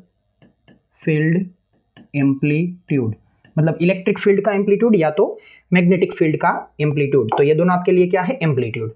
अगर आप मैक्सिमम वैल्यू ना लिखे तो आप क्या लिख सकते हैं, V is equals to E RMS या तो B RMS, ये भी आप लिख सकते हैं। तो ये आपको क्या देगा, वेलोसिटी की वैल्यूएशन देगा, ये आपके लिए क्या है, वैल्यू ऑफ स्पीड, ये आपको क्या देगा, वेलोसिटी की वैल्यूएशन या तो स्पीड की वैल्यूएशन देगा। लेकिन एक दूसरा टर्म है डायरेक्शन ऑफ प्रोपेगेशन। तो हम ये जानते हैं कि वेलोसिटी मतलब जिस डायरेक्शन में इलेक्ट्रोमैग्नेटिक वेव का प्रोपेगेशन हो रहा है वो डायरेक्शन, और जिस डायरेक्शन में इलेक्ट्रिक फील्ड का ऑसिलेशन हो रहा है वो डायरेक्शन, और जिस डायरेक्शन में मैग्नेटिक फील्ड का ऑसिलेशन हो रहा है वो डायरेक्शन, तीनों एक दूसरे के साथ क्या होंगे, म्यूचुअली परपेंडिकुलर। तो रिलेशन बनता है V is equals to E cross B। और इसी नीट में आपको ये क्वेश्चन पूछा गया है कि अगर हम किसी इलेक्ट्रोमैग्नेटिक वेव के लिए इलेक्ट्रिक फील्ड कंपोनेंट को लिखते हैं वेक्टर E और मैग्नेटिक फील्ड के कंपोनेंट को लिखते हैं वेक्टर B, तो उनके लिए डायरेक्शन ऑफ प्रोपेगेशन क्या होगी, V is equals to E cross B। देखिएगा मैंने यहाँ पे अच्छी तरह से क्लैरिफाई करवाया है कि V is equals to E by B क्या होता है, वैल्यू देता है आपको स्पीड की या तो वेलोसिटी की, जबकि V is equals to E cross B आपको क्या देगा, प्रोपेगेशन की डायरेक्शन देगा। इन दोनों को एक दूसरे के साथ शिफ्ट नहीं करना या तो एक्सचेंज नहीं करना है, वरना आपसे गलती हो जाएगी। तो यहाँ पे आप अच्छी तरह से ध्यान में रखिए कि E B and V are mutually perpendicular, vector E vector B and vector E are mutually perpendicular. और दूसरी बात कि ई और बी क्या ऑलवेज होंगे, इन फेज होंगे। E and B are in phase, always वो क्या होंगे, सिमिलर फेज में होंगे। दूसरी बात एनर्जी डेंसिटी, दूसरी बात क्या है, एनर्जी डेंसिटी। एनर्जी डेंसिटी कि इलेक्ट्रोमैग्नेटिक वेव के पास एनर्जी है, क्योंकि वो वेव की प्रॉपर्टी है ना, तो उनके पास एनर्जी होगी। तो इलेक्ट्रोमैग्नेटिक वेव के पास जो एनर्जी है वो एनर्जी उनके इलेक्ट्रिक फील्ड के फॉर्म में भी थोड़ी सी प्रेजेंट होगी, और थोड़ी सी एनर्जी किन में प्रेजेंट होगी, मैग्नेटिक फील्ड के फॉर्म में भी प्रेजेंट होगी। लेकिन यहाँ पे आपको बात अच्छी तरह से ये ध्यान में रखनी है कि energy density of electric field, मतलब इलेक्ट्रिक फील्ड में रहने वाली एनर्जी डेंसिटी और मैग्नेटिक फील्ड में रहने वाली एनर्जी डेंसिटी, मतलब रो बी, दोनों की वैल्यूएशन क्या होगी, सेम। मतलब यूं कहिए ना कि इलेक्ट्रिक फील्ड के फॉर्म में एनर्जी और मैग्नेटिक फील्ड के फॉर्म में एनर्जी दोनों इक्वली डिस्ट्रीब्यूटेड होगी। क्या है ये, इक्वली डिस्ट्रीब्यूटेड। इलेक्ट्रिक फील्ड और मैग्नेटिक फील्ड दोनों के फॉर्म में एनर्जी क्या है, इक्वली डिस्ट्रीब्यूटेड है।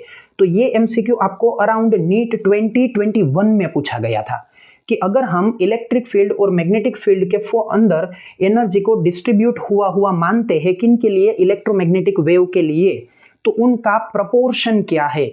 तो उनका प्रपोर्शन क्या है, उनके लिए प्रपोर्शन क्या बनेगा, प्रपोर्शन है 1:1। ये आपको एमसीक्यू नीट में पूछा गया है, 2021 में आई थिंक पूछा गया था। तो इस तरह से आपको ये ध्यान में रखना है कि एनर्जी डेंसिटी दोनों में क्या होती है, सेम। अगर हम उन एनर्जी डेंसिटीज का वैल्यूएशन लिखे तो किस तरह से लिखा जाएगा, तो रो ई लिखा जाएगा 1/2 एप्सिलॉन 0 ई स्क्वायर। तो एप्सिलॉन 0 आप अच्छी तरह से जानते हैं परमिटिविटी, ई आपके लिए क्या है, इलेक्ट्रिक फील्ड एम्पलीट्यूड की वैल्यूएशन, और रो ई क्या है, मतलब इलेक्ट्रिक फील्ड के फॉर्म में इलेक्ट्रोमैग्नेटिक वेव की एनर्जी। उसी तरह से अगर आप रो बी लिखे तो रो बी की वैल्यूएशन क्या लिखी जाएगी, 1/2 टाइम म्यू 0, ई की जगह क्या लिखा जाएगा, बी स्क्वायर। अब इन दोनों इक्वेशन को थोड़ा सा याद करिए। ये दोनों इक्वेशन आपने कैपेसिटर के अंदर स्टोर होने वाली एनर्जी और इंडक्टर के अंदर स्टोर होने वाली एनर्जी के लिए कंसीडर किए थे। तो ये आपके लिए एक्चुअल में क्या है, कैपेसिटर, उनके लिए एनर्जी स्टोरेज, और ये आपके लिए किन की है, इंडक्टर। इंडक्टर उनके लिए ये क्या है, एनर्जी स्टोरेज। तो अच्छी तरह से इन सभी टर्म्स को मल्टीपल डायमेंशन में देखिए, और जहां जहां पे सभी बातों की कनेक्टिविटी मिलती है उन सभी कनेक्टिविटी को अच्छी तरह से कंसीडर करिए। तो देखिए, इलेक्ट्रिक फील्ड के फॉर्म में जो आपकी एनर्जी डेंसिटी है वो, मैग्नेटिक फील्ड में जो आपकी एनर्जी डेंसिटी है वो, और किसी टॉपिक के साथ जुड़ती है तो वो कौन से है, कैपेसिटर एंड इंडक्टर के अंदर स्टोर होने वाली एनर्जी की वैल्यूएशन, या तो यूं कहिए उनकी एनर्जी स्टोरेज की वैल्यूएशन। तो उस तरह से ये दोनों इक्वेशन हमें मिल जाते हैं।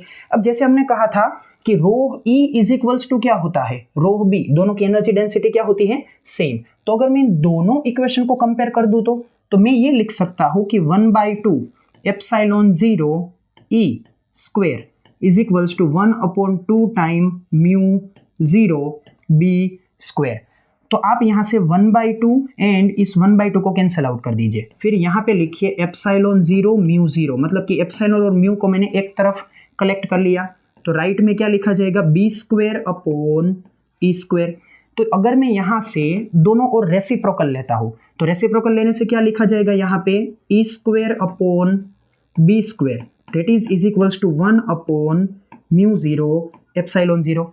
अगर मैं इस स्क्वायर को राइट साइड में रूट के फॉर्म में लिखूं तो यहाँ पे लिखा जाएगा E/B इज इक्वल्स टू, यहाँ पे क्या लिखा जाएगा 1/√μ 0 एप्सिलॉन 0। बट जैसे हमने कहा था कि E/B तो क्या होता है, वेलोसिटी होती है। तो यहाँ पे हम ये लिख सकते हैं कि C वैक्यूम की वेलोसिटी। तो यहाँ पे आप इस इक्वेशन को कंपेयर कर सकते हैं, यहाँ पे आप इस इक्वेशन को कंपेयर कर सकते हैं। जो भी रिजल्ट हमने लिखे थे वो यहाँ से जस्टिफाई हो जाते हैं। तो आई होप कि अच्छी तरह से ये सभी कैरेक्टरिस्टिक्स आपको समझ में आई होगी। अब इनसे भी आगे इंपॉर्टेंट एक दो और कैरेक्टरिस्टिक्स है जो कि हम यहाँ पे कवर अप करते हैं। पहले हम दोनों कैरेक्टरिस्टिक को नोट डाउन कर लेते हैं। दूसरी इंपॉर्टेंट कैरेक्टरिस्टिक क्या है? ये इंपॉर्टेंट कैरेक्टरिस्टिक है अबाउट मोमेंटम। वो क्या है? About momentum. अब देखिए, आपने ड्यूअल नेचर चैप्टर में किसी भी फोटोन के मोमेंटम के लिए एक इक्वेशन लिखा था। वहां पे आप फोटोन के मोमेंटम के लिए इक्वेशन क्या लिखते थे? E is equals to PC। P आपके लिए क्या था? P आपके लिए था मोमेंटम। C आपके लिए क्या थी? स्पीड। और E आपके लिए क्या था? एनर्जी। तो किसी भी फोटोन की एनर्जी अगर E है, उनकी वेलोसिटी अगर C है, तो उनके लिए मोमेंटम क्या लिखा गया था? Momentum P is equals to लिखा गया था E बाई C। मोमेंटम क्या लिखते थे यहाँ पे हम? P is equals to, sorry यहाँ पे momentum P is equals to क्या लिखा गया था? E by C। तो यहाँ पे एक प्रीवियस एग्जामिनेशन में क्वेश्चन पूछा जा चुका है कि अगर हम मान लीजिए एनर्जी को कहते हैं U, और अगर उस रेडिएशन की वेलोसिटी को हम कंसीडर करते हैं C, तो उस रेडिएशन के लिए मोमेंटम क्या लिखा जाएगा? या तो यूं कहिए, उस इलेक्ट्रोमैग्नेटिक वेव के लिए मोमेंटम क्या लिखा जाएगा? तो मोमेंटम क्या लिखा जाएगा? P is equals to E by C के मुताबिक P is equals to U by C। तो ये आपके लिए एक इंपॉर्टेंट MCQ बन जाता है। फिर दूसरी बात, इनसे आगे जो हमारे लिए बहुत इंपॉर्टेंट है वो ये है कि जब भी हम बात करते हैं किसी सरफेस की, किसी एक सरफेस की बात करते हैं, मान लीजिए ये आपके लिए क्या है? एक सरफेस। और सरफेस के आपके पास दो टाइप है। या तो वो सरफेस होगी परफेक्टली रिफ्लेक्टिंग सरफेस, या तो वो सरफेस होगी एब्जॉर्बिंग सरफेस। तो मान लीजिए हम यहां पे कंसीडर करते हैं परफेक्टली रिफ्लेक्टिंग सरफेस। ये क्या है आपके लिए? Perfectly reflecting surface. और इनके ऊपर इंसिडेंट किया जाता है कोई एक रेडिएशन, मान लीजिए कोई एक इलेक्ट्रोमैग्नेटिक वेव इनके ऊपर इंसिडेंट किया जाता है, और उनके लिए उनका इंसिडेंट मोमेंटम कितना है? E by C। तो जब ये रेडिएशन यहाँ से परफेक्टली रिफ्लेक्टिंग की वजह से रिटर्न आएगा, तो वो ये आपके लिए क्या है? Reflected wave. तो जब भी आपकी सरफेस क्या होगी? परफेक्टली रिफ्लेक्टिंग, तो सरफेस को मिलने वाला मोमेंटम क्या होगा? मोमेंटम सॉरी, यहां पे लिखते हैं momentum act on the surface.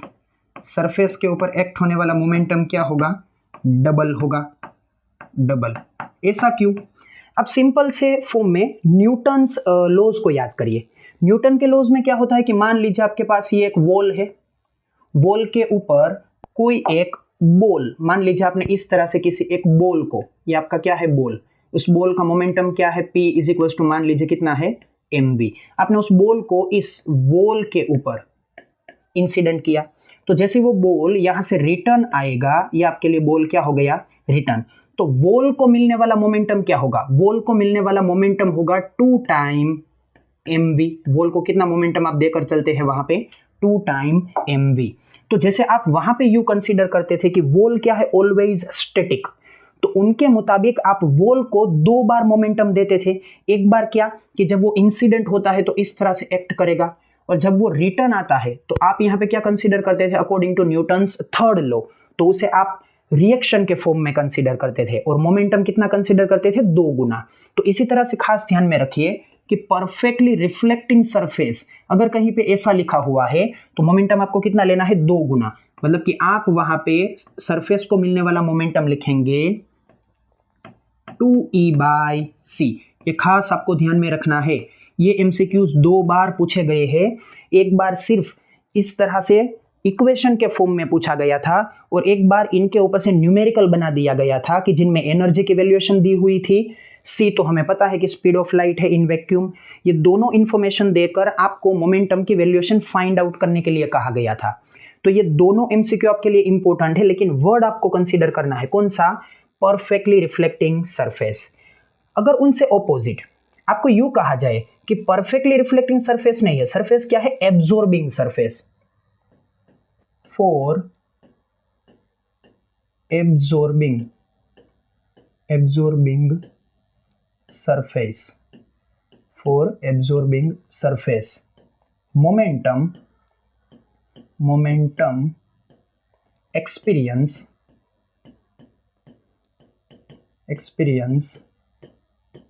by the surface will be only one time। अगर आपकी सरफेस क्या है, एग्जैक्ट एब्जॉर्बिंग सरफेस है, तो उस केस में सरफेस को मिलने वाला मोमेंटम सिर्फ कितना होगा, वन टाइम ही होगा। तो ऐसी सिचुएशन में आप P की वैल्यूएशन क्या लिखेंगे, ऐसी सिचुएशन में आप P सिर्फ लिखेंगे E/C। तो ये भी आपको एक न्यूमेरिकल फॉर्म में दिया गया था कि एक एब्जॉर्बिंग सरफेस है तो उनके लिए जब आपको मोमेंटम कंसीडर करना है तो सिर्फ कितना लिखना है, E/C। लेकिन अगर रिफ्लेक्टिंग सरफेस है तो कितना लिखना है, 2E/C। अब जैसे मोमेंटम है उसी तरह से हम क्या कंसीडर कर सकते हैं, फोर्स। सिमिलरली फॉर फोर्स, क्यों, क्योंकि फोर्स इज इक्वल्स टू क्या होता है, delta P by delta T। तो अगर किसी केस में मोमेंटम डबल होता है तो मोमेंटम की वजह से ही तो क्या होता है, फोर्स। तो उस केस में फोर्स भी क्या एक्सपीरियंस होगा, डबल। मतलब कि perfectly reflecting surface, for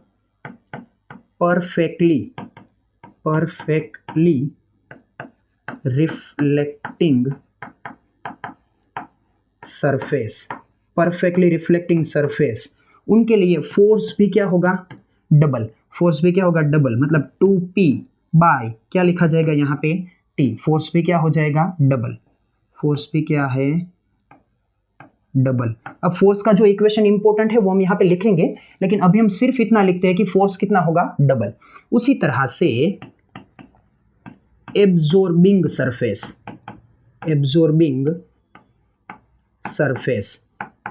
surface के लिए फोर्स सिर्फ कितना होगा, एक गुना, इसलिए सिर्फ आप यहाँ पे क्या लिखेंगे, P/T। अब यहाँ पे हम फोर्स का फॉर्मूला डिटरमाइन करते हैं।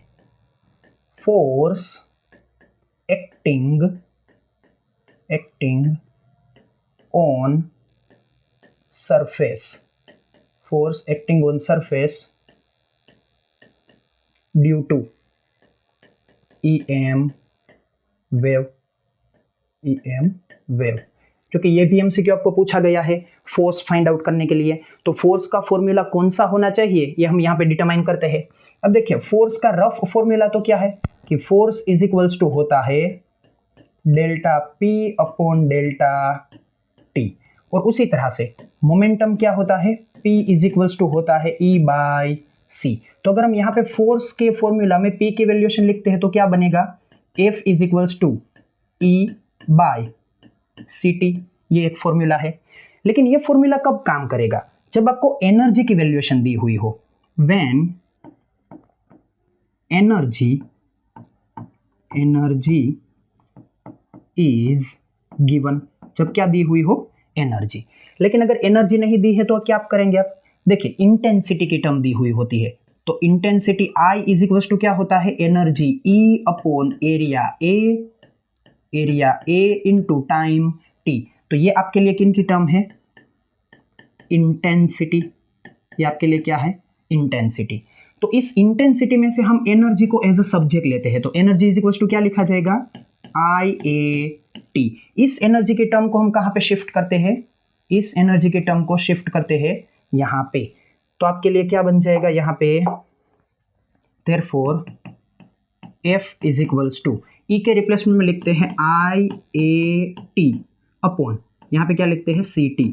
तो यहाँ पे T cancel out, IA upon C। ये आपके लिए बन गया फोर्स का formula, and for perfectly reflecting surface, for perfectly reflecting surface force क्या लिखा जाएगा, F is equals to 2 time IA by C। इनके ऊपर से आपको प्रीवियस में न्यूमेरिकल पूछा गया है, इसलिए मैंने इतनी टर्म्स लिखकर इस फॉर्मूला को डिराइव करवाया है। ये सब कुछ बातें बहुत ही इंपॉर्टेंट है, आगे जब भी न्यूमेरिकल आएंगे तो मेरे पास एक ही वर्ड होगा, ये मैंने आपको कहा था। तो चलिए अब शुरुआत करते हैं न्यूमेरिकल्स की।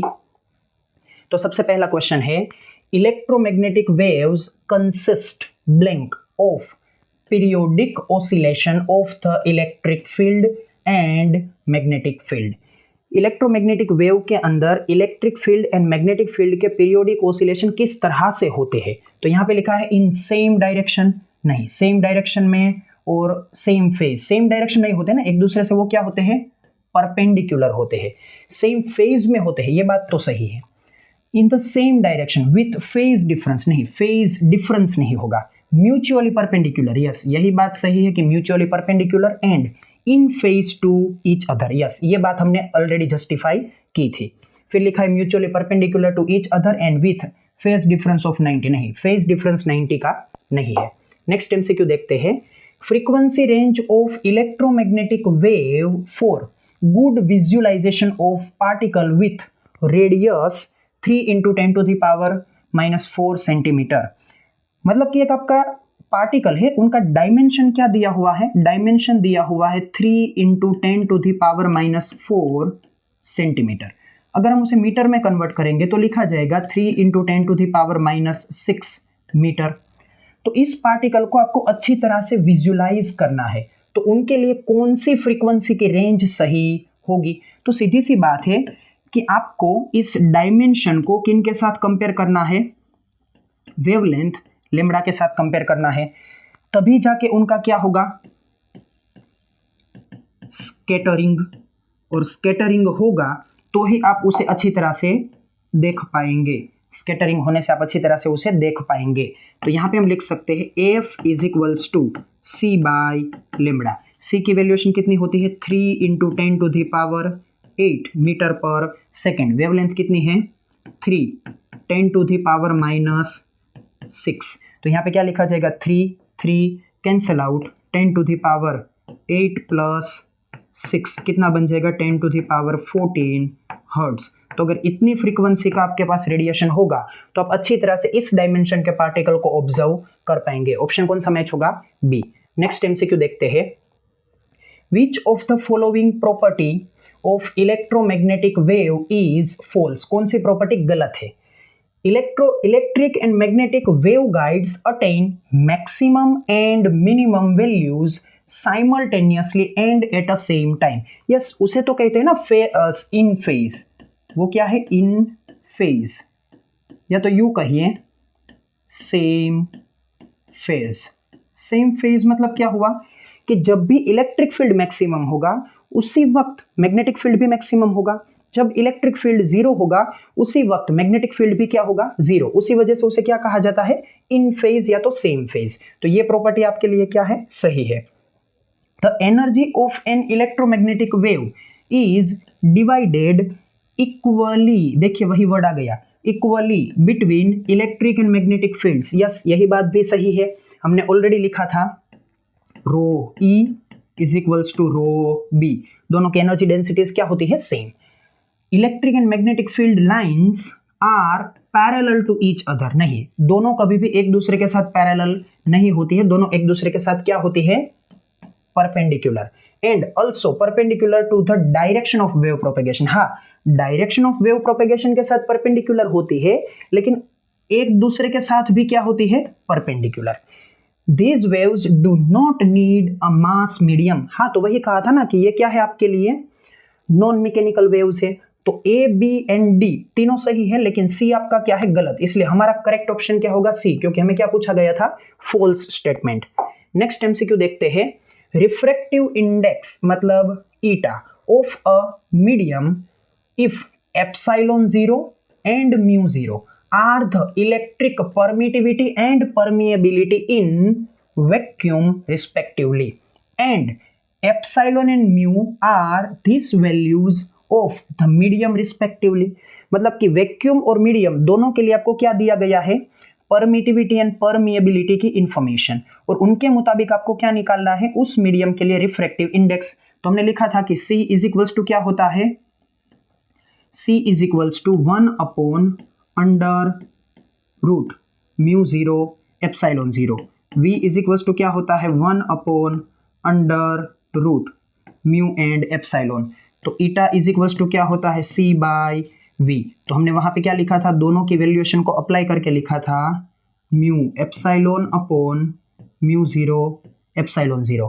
कौन सा ऑप्शन यहाँ पे मैच होगा, mu epsilon upon mu 0 epsilon 0, option D. फिर आगे हमने इसे एक्सटेंड करके ये भी लिखा था कि अंडर रूट, इसे आप क्या कह सकते हैं, म्यू आर एप्सिलॉन आर, या तो आप इसे ये भी कह सकते हैं कि म्यू आर इंटू के। तो ये भी हमने एडिशनली वहां पे कंसीडर किए थे। Next MCQ, wavelength of light with frequency 100 hertz, मतलब कि जिनकी फ्रीक्वेंसी क्या है 100 हर्ट्ज, उनके लिए आपको क्या डिटरमाइन करनी है, वेवलेंथ। उनके लिए एफ कितनी, सॉरी उनके लिए लेम्बडा कितनी होगी, उनके लिए लेम्बडा क्वेश्चन मार्क। तो हम क्या लिख सकते हैं, F is equals to C by lambda, therefore lambda is equals to C by F. तो C की वैल्यूएशन कितनी है, 3 into 10 to the power 8 divided by F की वैल्यूएशन कितनी है, 100 मतलब 10 टू दी पावर 2। तो कितना आंसर बन जाएगा यहाँ पे, 3 10 टू दी पावर 6 मीटर। तो कौन सा ऑप्शन मैच होगा, 3 into 10 to the power 6 metre, option B. चलिए नेक्स्ट क्वेश्चन देखते हैं।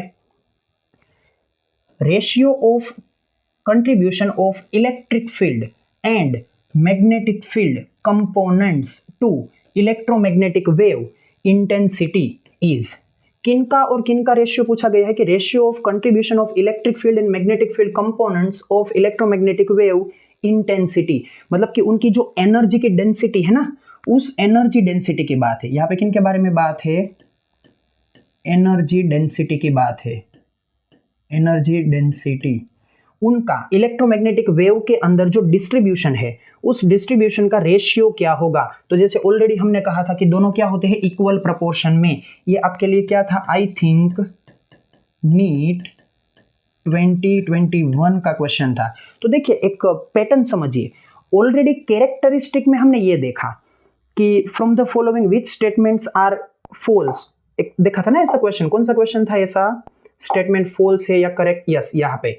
तो यहाँ पे आपको ऑलरेडी ये बताया गया कि ऐसा होता है। फिर उनके बाद नेक्स्ट एग्जामिनेशन में इसी क्वेश्चन को इंडिविजुअल बनाकर क्या दिया गया आपको कि इनके मुताबिक एक ऑर्डिनरी क्वेश्चन बना दिया, और क्वेश्चन बनाकर ये कहा कि दोनों में डिस्ट्रीब्यूशन का रेशियो क्या होगा। तो दोनों में डिस्ट्रीब्यूशन का रेशियो क्या है, 1:1। ऑप्शन क्या सही होगा, बी।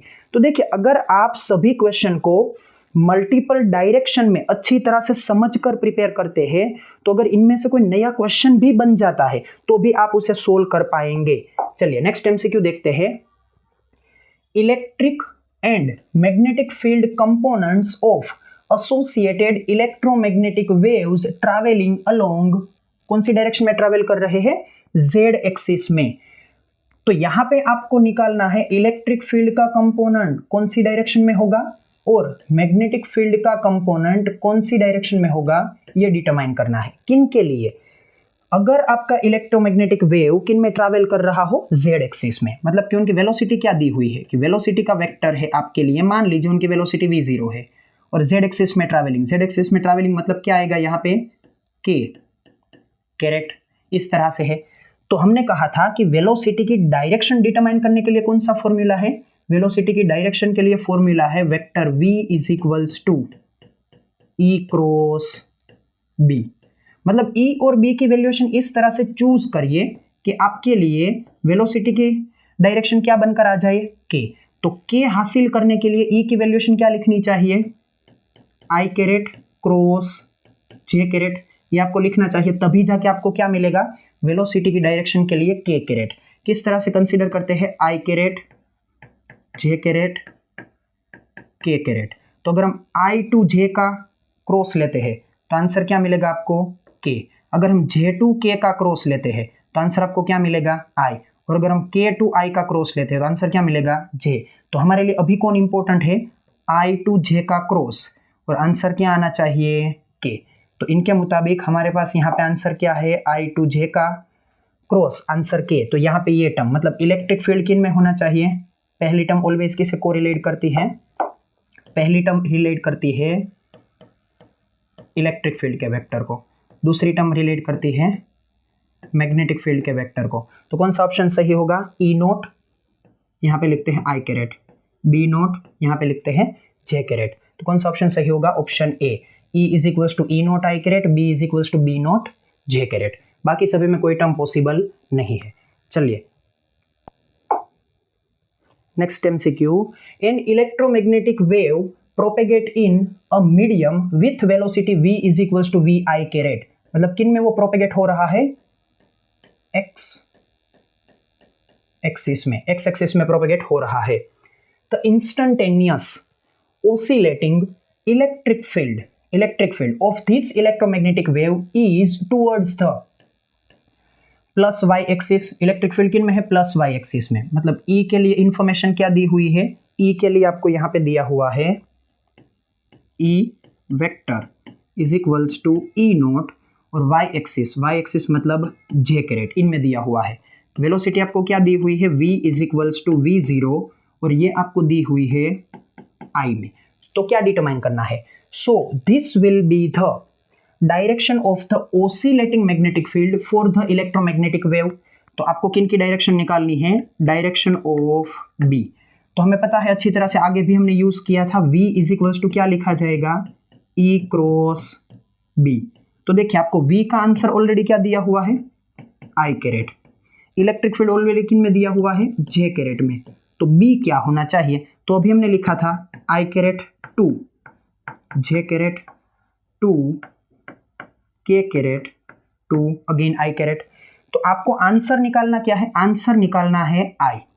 ऑलरेडी J दिया हुआ है तो J2 क्या करना पड़ेगा, J2 K। तो यहाँ पे आपको लिखना पड़ेगा K, तभी जाके इन दोनों से आंसर क्या आएगा, I। मतलब कि यहाँ पे आप K क्या लिखेंगे, पॉजिटिव K, इनका मतलब क्या हुआ, पॉजिटिव Z एक्सिस। क्या आंसर आएगा, पॉजिटिव Z एक्सिस। आंसर बन गया डी, पॉजिटिव Z एक्सिस। तो लास्ट में हमने जो 2-3 क्वेश्चंस देखे वो सिर्फ और सिर्फ एक सिंगल प्रॉपर्टी के ऊपर थे, propagating direction of electromagnetic waves, और एक ही हमारा normal equation vector V is equals to E cross B। तो अभी आपको अच्छी तरह से समझ में आ रहा होगा कि मैंने जो कोई भी प्रॉपर्टीज आपको रिकॉल करवाई वो क्यों इंपॉर्टेंट थी। चलिए अब देखते हैं नेक्स्ट क्वेश्चन। तो यहां पे दिया हुआ है, if radiant energy equal to capital E is incident perpendicularly on a perfectly reflective surface। मतलब कि कोई एक रेडिएशन की जिनकी एनर्जी कितनी है, E जितनी, वो किनके ऊपर इंसिडेंट हो रहा है, एक परफेक्टली रिफ्लेक्टिंग सरफेस, जिनके बारे में हम आगे बात कर रहे थे ना कि जब आपको सरफेस का टाइप दिया जाए कि वो परफेक्टली रिफ्लेक्टिंग है या तो एब्जॉर्बिंग, तो उस वक्त में एनर्जी के साथ किस तरह से डील करना है surface, then the momentum experience by the surface will be. तो देखिए वही क्वेश्चन आया जिनके बारे में हम डिटेल में बात कर रहे थे कि आपको यहाँ पे क्या करना है, momentum P is equals to हम क्या लिखते हैं, E बाई C। लेकिन हम ये जानते हैं कि फॉर परफेक्टली रिफ्लेक्टिंग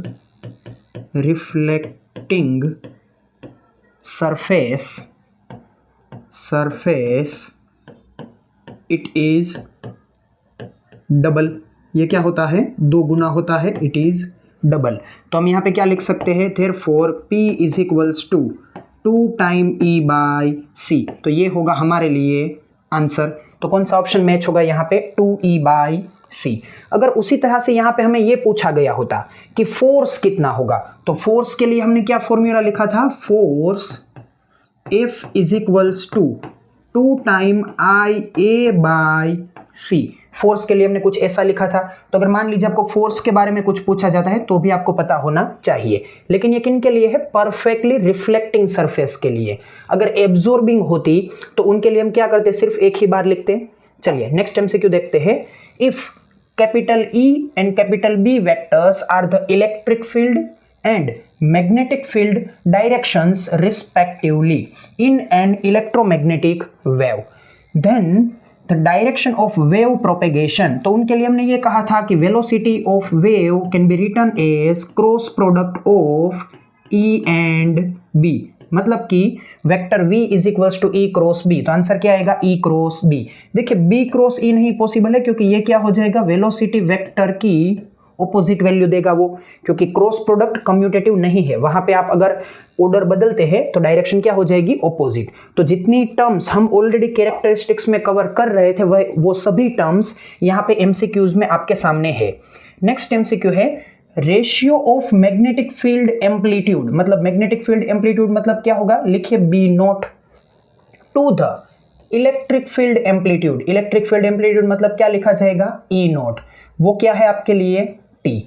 मतलब कि B nought upon E nought, B nought upon E nought आपको क्या दिया हुआ है? T. For a wave propagating in a vacuum, तो ये टी का मतलब क्या होगा? अब देखिए हमने ये कहा था कि वेलोसिटी की अगर वैल्यूएशन निकालनी होती है तो आप क्या लिख सकते हैं? ई नॉट अपॉन बी नॉट। और यहाँ पे बात ये है कि ये इलेक्ट्रोमैग्नेटिक वेव किन में है? वैक्यूम में। तो वैक्यूम में होने का मतलब क्या है? V इज इक्वल्स टू क्या लिखा जाएगा? C। मतलब कि यही E nought upon B nought actual में क्या है? C। लेकिन आपको यहाँ पे दिया हुआ क्या है? B naught upon E note, मतलब B naught upon E note actual में क्या है? 1/c। और यही 1/c आपको क्या दिया हुआ है? रेशियो के फॉर्म में T। तो ये एक्चुअल में क्या हुआ? बी नोट अपॉन ई नोट। ये है आपके लिए स्पीड ऑफ लाइट का रेसिप्रोकल। तो हम क्या कह सकते हैं कि क्या ये speed of light in vacuum है? नहीं, उनका रेसिप्रोकल है। Inverse of the speed of light in vacuum, yes, ये अभी होगा। बी ऑप्शन वैलिड है। रेशियो ऑफ मैग्नेटिक परमिएबिलिटी नहीं, वो कुछ पॉसिबल नहीं है। ऑप्शन कौन सा मैच होगा? बी। नेक्स्ट एमसीक्यू है velocity of electromagnetic radiation in a medium with permittivity epsilon 0 and permeability mu 0। जिस मीडियम की परमिटिविटी एप्सिलॉन 0 हो, परमिएबिलिटी म्यू 0 हो, उस मीडियम के अंदर वेलोसिटी किस तरह से लिखी जाएगी? तो बट ऑब्वियस है किन के बारे में बात हो रही है? वैक्यूम के बारे में। तो वैक्यूम मीडियम के लिए हम क्या लिख सकते हैं? C is equals to 1 upon under root mu 0 epsilon 0। ये ऑलरेडी मैं आपको आगे बता चुका हूं। तो यहाँ पे कौन सा ऑप्शन करेक्ट होगा? Option D. अगर मीडियम की बात की जाए तो हम क्या लिखते हैं? सिर्फ म्यू, सिर्फ एप्सिलॉन। चलिए नेक्स्ट एमसीक्यू देखते हैं। For a plane electromagnetic wave propagating in the X direction, wave का प्रोपेगेशन के कौन सी डायरेक्शन में है? एक्स में। मतलब यहाँ पे ये लिख सकते हैं कि v is equals to V0 क्या है? I caret. Which one of the following combinations gives the correct possible directions for the electric field E and magnetic field B respectively? ये भी आपके लिए बहुत ही इंपॉर्टेंट क्वेश्चन है क्योंकि ये कुछ नीट 2022 में या तो 2023 में पूछा गया क्वेश्चन है। ये लेटेस्ट ईयर क्वेश्चन है, लेटेस्ट ईयर क्वेश्चन। देखिए यहाँ पे पैटर्न क्या बदल गई।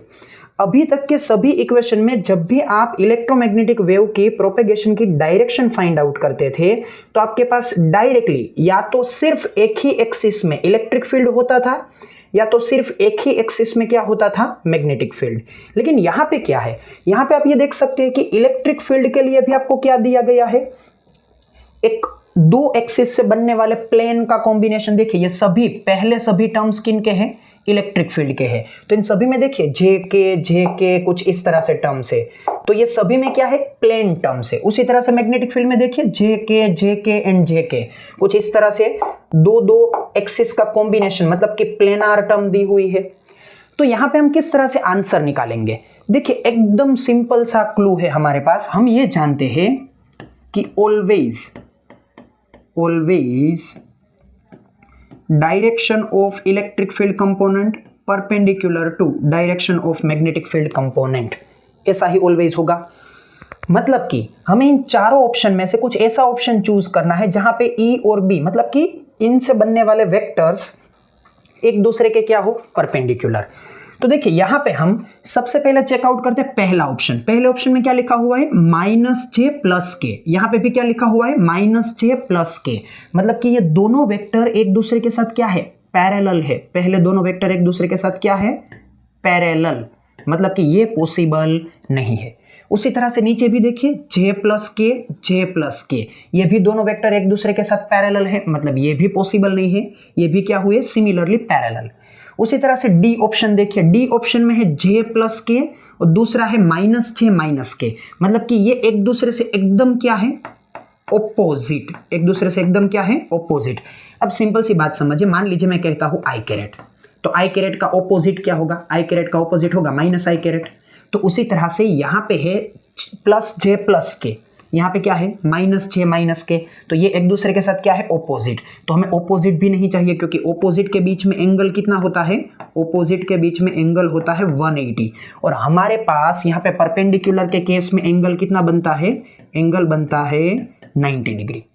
तो यहां पे आपका कौन सा ऑप्शन पॉसिबल है, ऑप्शन पॉसिबल है सी। तो विदाउट एनी कैलकुलेशन आप अच्छी तरह से इसे वेरीफाई कर सकते हैं। लेकिन अगर फिर भी आपको इसे जस्टिफाई करना है कि क्या ये पॉसिबल है या क्या ये पॉसिबल नहीं है, तो हम इसे क्रॉस प्रोडक्ट के फॉर्म में जस्टिफाई करते हैं। चलिए यहाँ पे चेकआउट करते हैं कि हमारा वेलोसिटी का टर्म क्या है, v = e क्रॉस b। तो यहाँ पे e के लिए आपको क्या दिया गया है, e के लिए पहली टर्म -j + k। तो e के लिए यहाँ पे क्या है, -j कैरेट + k कैरेट। बीच में क्या आएगी, क्रॉस प्रोडक्ट। और b के लिए क्या टर्म दी हुई है, -j - k, -j - k, -j caret -k caret. अब हम यहाँ पे क्रॉस प्रोडक्ट की डेफिनेशन अप्लाई करें तो क्या करेंगे, j to j। लेकिन j to j cross product में आंसर क्या आएगा, 0। तो पहली टर्म क्या बनेगी हमारे लिए, j to j 0। फिर हम ऑलवेज प्लस की साइन अप्लाई करते हैं। फिर हम क्या करेंगे, j to -k। तो इसे हम लिखेंगे अच्छी तरह से ताकि हमें पता चले कि क्या आंसर पॉसिबल होगा। तो यहाँ पे लिखते हैं -j क्रॉस, यहाँ पे क्या लिखते हैं, -k। ये आपके लिए एक इंपॉर्टेंट टर्म रहेगी। फिर नेक्स्ट में क्या करेंगे, अगेन प्लस की साइन। अब हम क्या करते हैं, k को अप्लाई करते हैं किन के साथ, j के साथ। तो k को j के साथ अप्लाई करेंगे तो क्या लिखा जाएगा, यहाँ पे लिखेंगे k कैरेट और साथ में यहाँ पे लिखेंगे -j कैरेट। फिर इसे भी हम कुछ अच्छी तरह से जस्टिफाई करेंगे, क्या आंसर होगा। फिर लास्ट में क्या बचता है, k to k। तो हमें पता है कि k to k का आंसर क्या होगा, ये तो हो जाएगा अगेन 0। तो यहाँ पे लिख देते हैं 0। अब हमें क्या जस्टिफाई करना है कि हमें ये पता है कि i caret to j caret to k caret, again आपको क्या मिल जाएगा, i कैरेट। तो इनके मुताबिक यहाँ पे ऑर्डर की बात करते हैं। तो सबसे पहले तो इस टर्म में माइनस माइनस क्या हो जाएगा, प्लस। यहाँ पे लिखते हैं प्लस, ब्रैकेट में रहेगा j caret cross k caret plus, again plus की साइन लिखते हैं। लेकिन अब ये है आपके लिए k क्रॉस j, ये आपके लिए क्या है, k क्रॉस j। तो k क्रॉस j यहाँ पे लिखेंगे माइनस साइन और लिखेंगे k क्रॉस j। फिर हमारे पास आंसर पता है कि j क्रॉस k, j से हमें कहाँ पे जाना है, k की ओर। तो ये हमारे लिए पहला आंसर बन जाएगा प्लस i कैरेट। फिर प्लस की साइन एज इट इज रखते हैं। फिर लिखा हुआ है k to j, k to j मतलब हमें क्या आना है, ऑपोजिट आना है। k to j मतलब यहाँ पे आएंगे ऑपोजिट। तो ऑपोजिट आने से क्या होगा, -i बनेगा। तो ये इक्वेशन की अपनी नेगेटिव वैल्यूएशन और यहाँ पे एक्स्ट्रा लिखा जाएगा -i carat.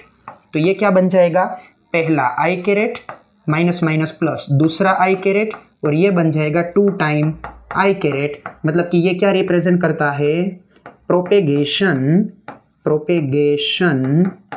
In x axis, जो कि आपको कहा गया था कि प्रोपेगेशन किन से डायरेक्शन में है, x डायरेक्शन में। तो ये आपके सामने प्रूफ है। लेकिन जो मैंने आपको ट्रिक समझाई, जो मैंने आपको एक वे समझाया, वही वे आपको इस्तेमाल करना है ताकि कोई भी एक्स्ट्रा वक्त आपका बर्बाद ना हो। चलिए नेक्स्ट एमसीक्यू देखते हैं।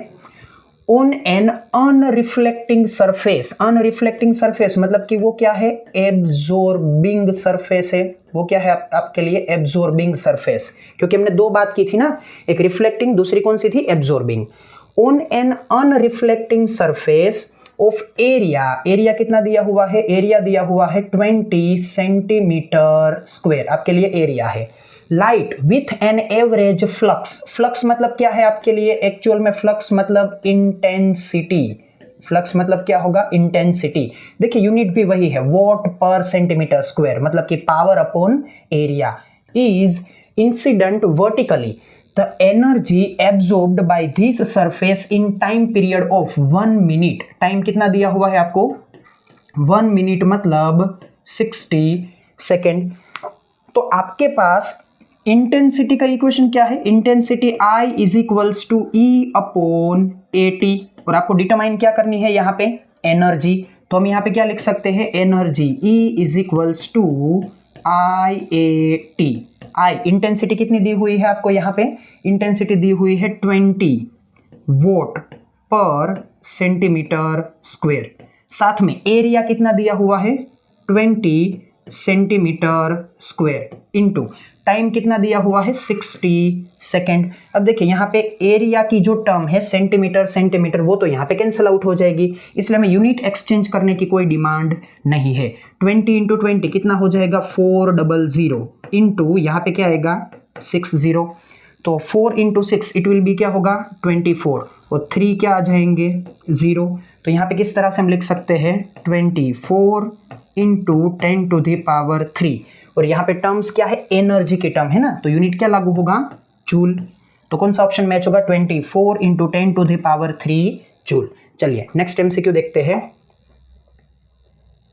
If the value of root mean square electric field in an electromagnetic wave in vacuum is ERMS is equals to 6 volt per metre, मतलब कि एक इलेक्ट्रोमैग्नेटिक वेव के लिए ERMS की वैल्यूएशन कितनी दी हुई है, 6 वोल्ट पर मीटर।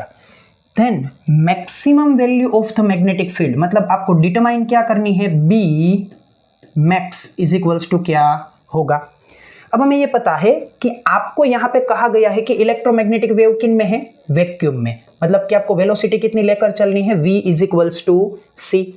तो यहां पे हम इस तरह से कंसीडर कर सकते हैं कि velocity v is equals to क्या होता है, e RMS upon b RMS। अब देखिए जब भी आप कहीं पे velocity is equals to e upon b लिखते हैं, तो या तो आपको दोनों वैल्यूज RMS लिखनी है, मतलब कि e RMS and b RMS, otherwise आपको दोनों वैल्यूज क्या लिखनी है यहाँ पे, B maximum and E maximum, मतलब कि दोनों के मैक्सिमम वैल्यूएशन। तो यहाँ पे हमें ई आरएमएस दी हुई है, तो यहाँ पे हम सबसे पहले क्या करेंगे कि ई आरएमएस को वैक्यूम में इलेक्ट्रोमैग्नेटिक वेव की प्रेजेंस के मुताबिक सी कंसीडर करते हुए सबसे पहले क्या डिटरमाइन करेंगे, बी आरएमएस। तो B RMS is equals to क्या होगा, E RMS upon C, E R M S upon C. अब ई आर एम एस कितना दिया हुआ है आपको, 6 वोल्ट पर मीटर, तो यहाँ पे लिखेंगे वी नहीं, यहाँ पे क्या लिखा जाएगा 6, यहाँ पे लिखेंगे हम 6 अपॉन सी की वैल्यूएशन कितनी है यहाँ पे 3 इंटू 10 टू दी पावर 8, तो यहाँ पे कितना बन जाएगा, ये 6 ये 3 ऊपर हो जाएगा 2, तो यहाँ पे हम लिखेंगे 2 इंटू 10 टू दी पावर -8, और मैग्नेटिक फील्ड की टर्म है इसलिए यूनिट क्या लागू होगा, टेस्ला। लेकिन ये क्या है, आरएमएस, आपको क्या चाहिए, मैक्सिमम। तो अब हम आगे क्या करेंगे यहाँ पे कि B RMS is equals to क्या होता है, बी मैक्सिमम अपॉन √2। तो बी मैक्सिमम हमें डिटरमाइन करना है, तो यहाँ पे क्या लिखेंगे, B maximum is equals to B RMS into √2। अब बी आरएमएस कितना मिला है हमें, 2 इंटू 10 टू दी पावर -8, और यहाँ पे √2, तो आंसर किस तरह से निकल पाएगा, 2। अब √2 कितना होता है, 1.41 into 10 to the power -8 tesla. तो यहाँ पे अगर हम फाइनल वैल्यू लिखेंगे तो बी मैक्सिमम कितना बन पाएगा, 282 into 10 to the power -8 tesla. तो कौन सा ऑप्शन मैच होगा इनके मुताबिक, 282 इंटू 10⁻⁻8 टेस्ला, ऑप्शन ए। चलिए नेक्स्ट MCQ देखते हैं।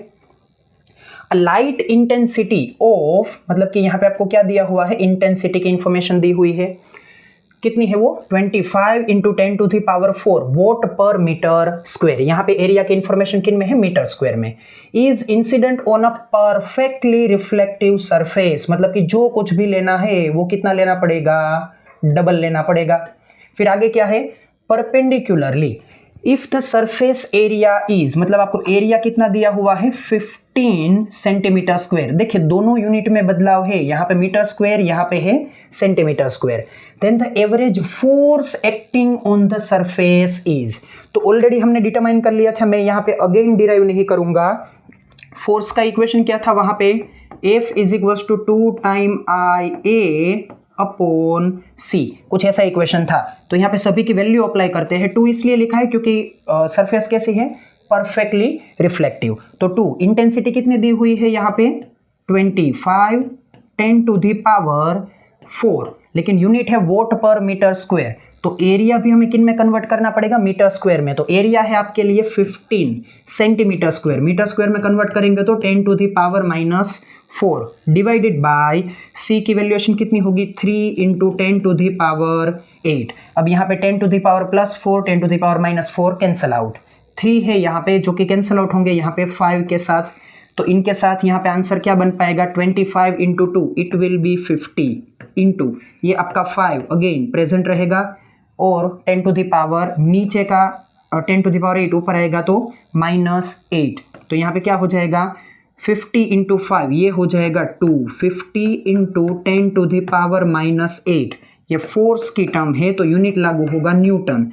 कौन सा ऑप्शन मैच हो सकता है, ओके पावर में थोड़ा सा एडजस्टमेंट करते हैं तो यहाँ पे लिख सकते हैं 2.5 10⁻�6 न्यूटन, ये आपके लिए फोर्स की टर्म लागू होगी। 2.5 इंटू 10⁻⁻6 2.5 10⁻⁻6 कौन सा ऑप्शन मैच होगा, ये बी वाला।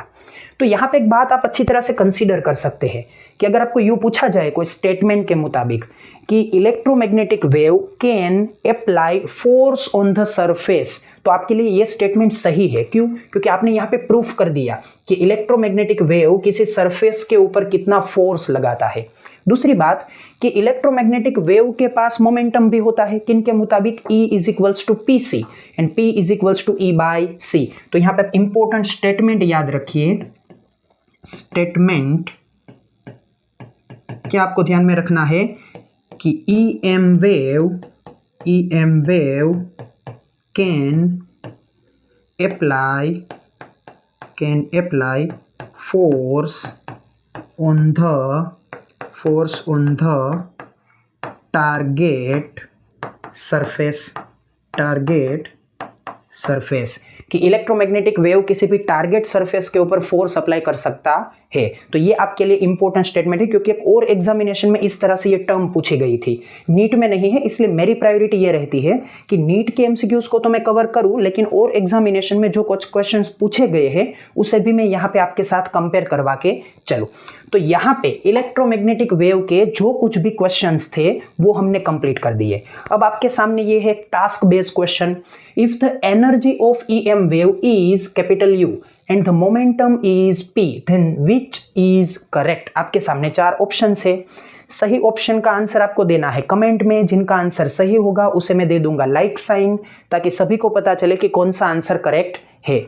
तो यहाँ पे हम सभी MCQs के इस सेशन को कंप्लीट करते हैं। आपको अगर इस वीडियो लेक्चर की लेक्चर नोट चाहिए PDF के फॉर्म में, तो आप YouTube चैनल के होम पेज के ऊपर दी हुई टेलीग्राम लिंक के ऊपर क्लिक करके टेलीग्राम लिंक में ज्वाइन हो जाइए, वहां से आपको सभी मटेरियल्स मिल जाएंगे। या तो फिर आप इस वीडियो के डिस्क्रिप्शन बॉक्स को भी चेक कर सकते हैं, वहां पे भी मैंने इस टेलीग्राम चैनल के लिंक को दे रखा है।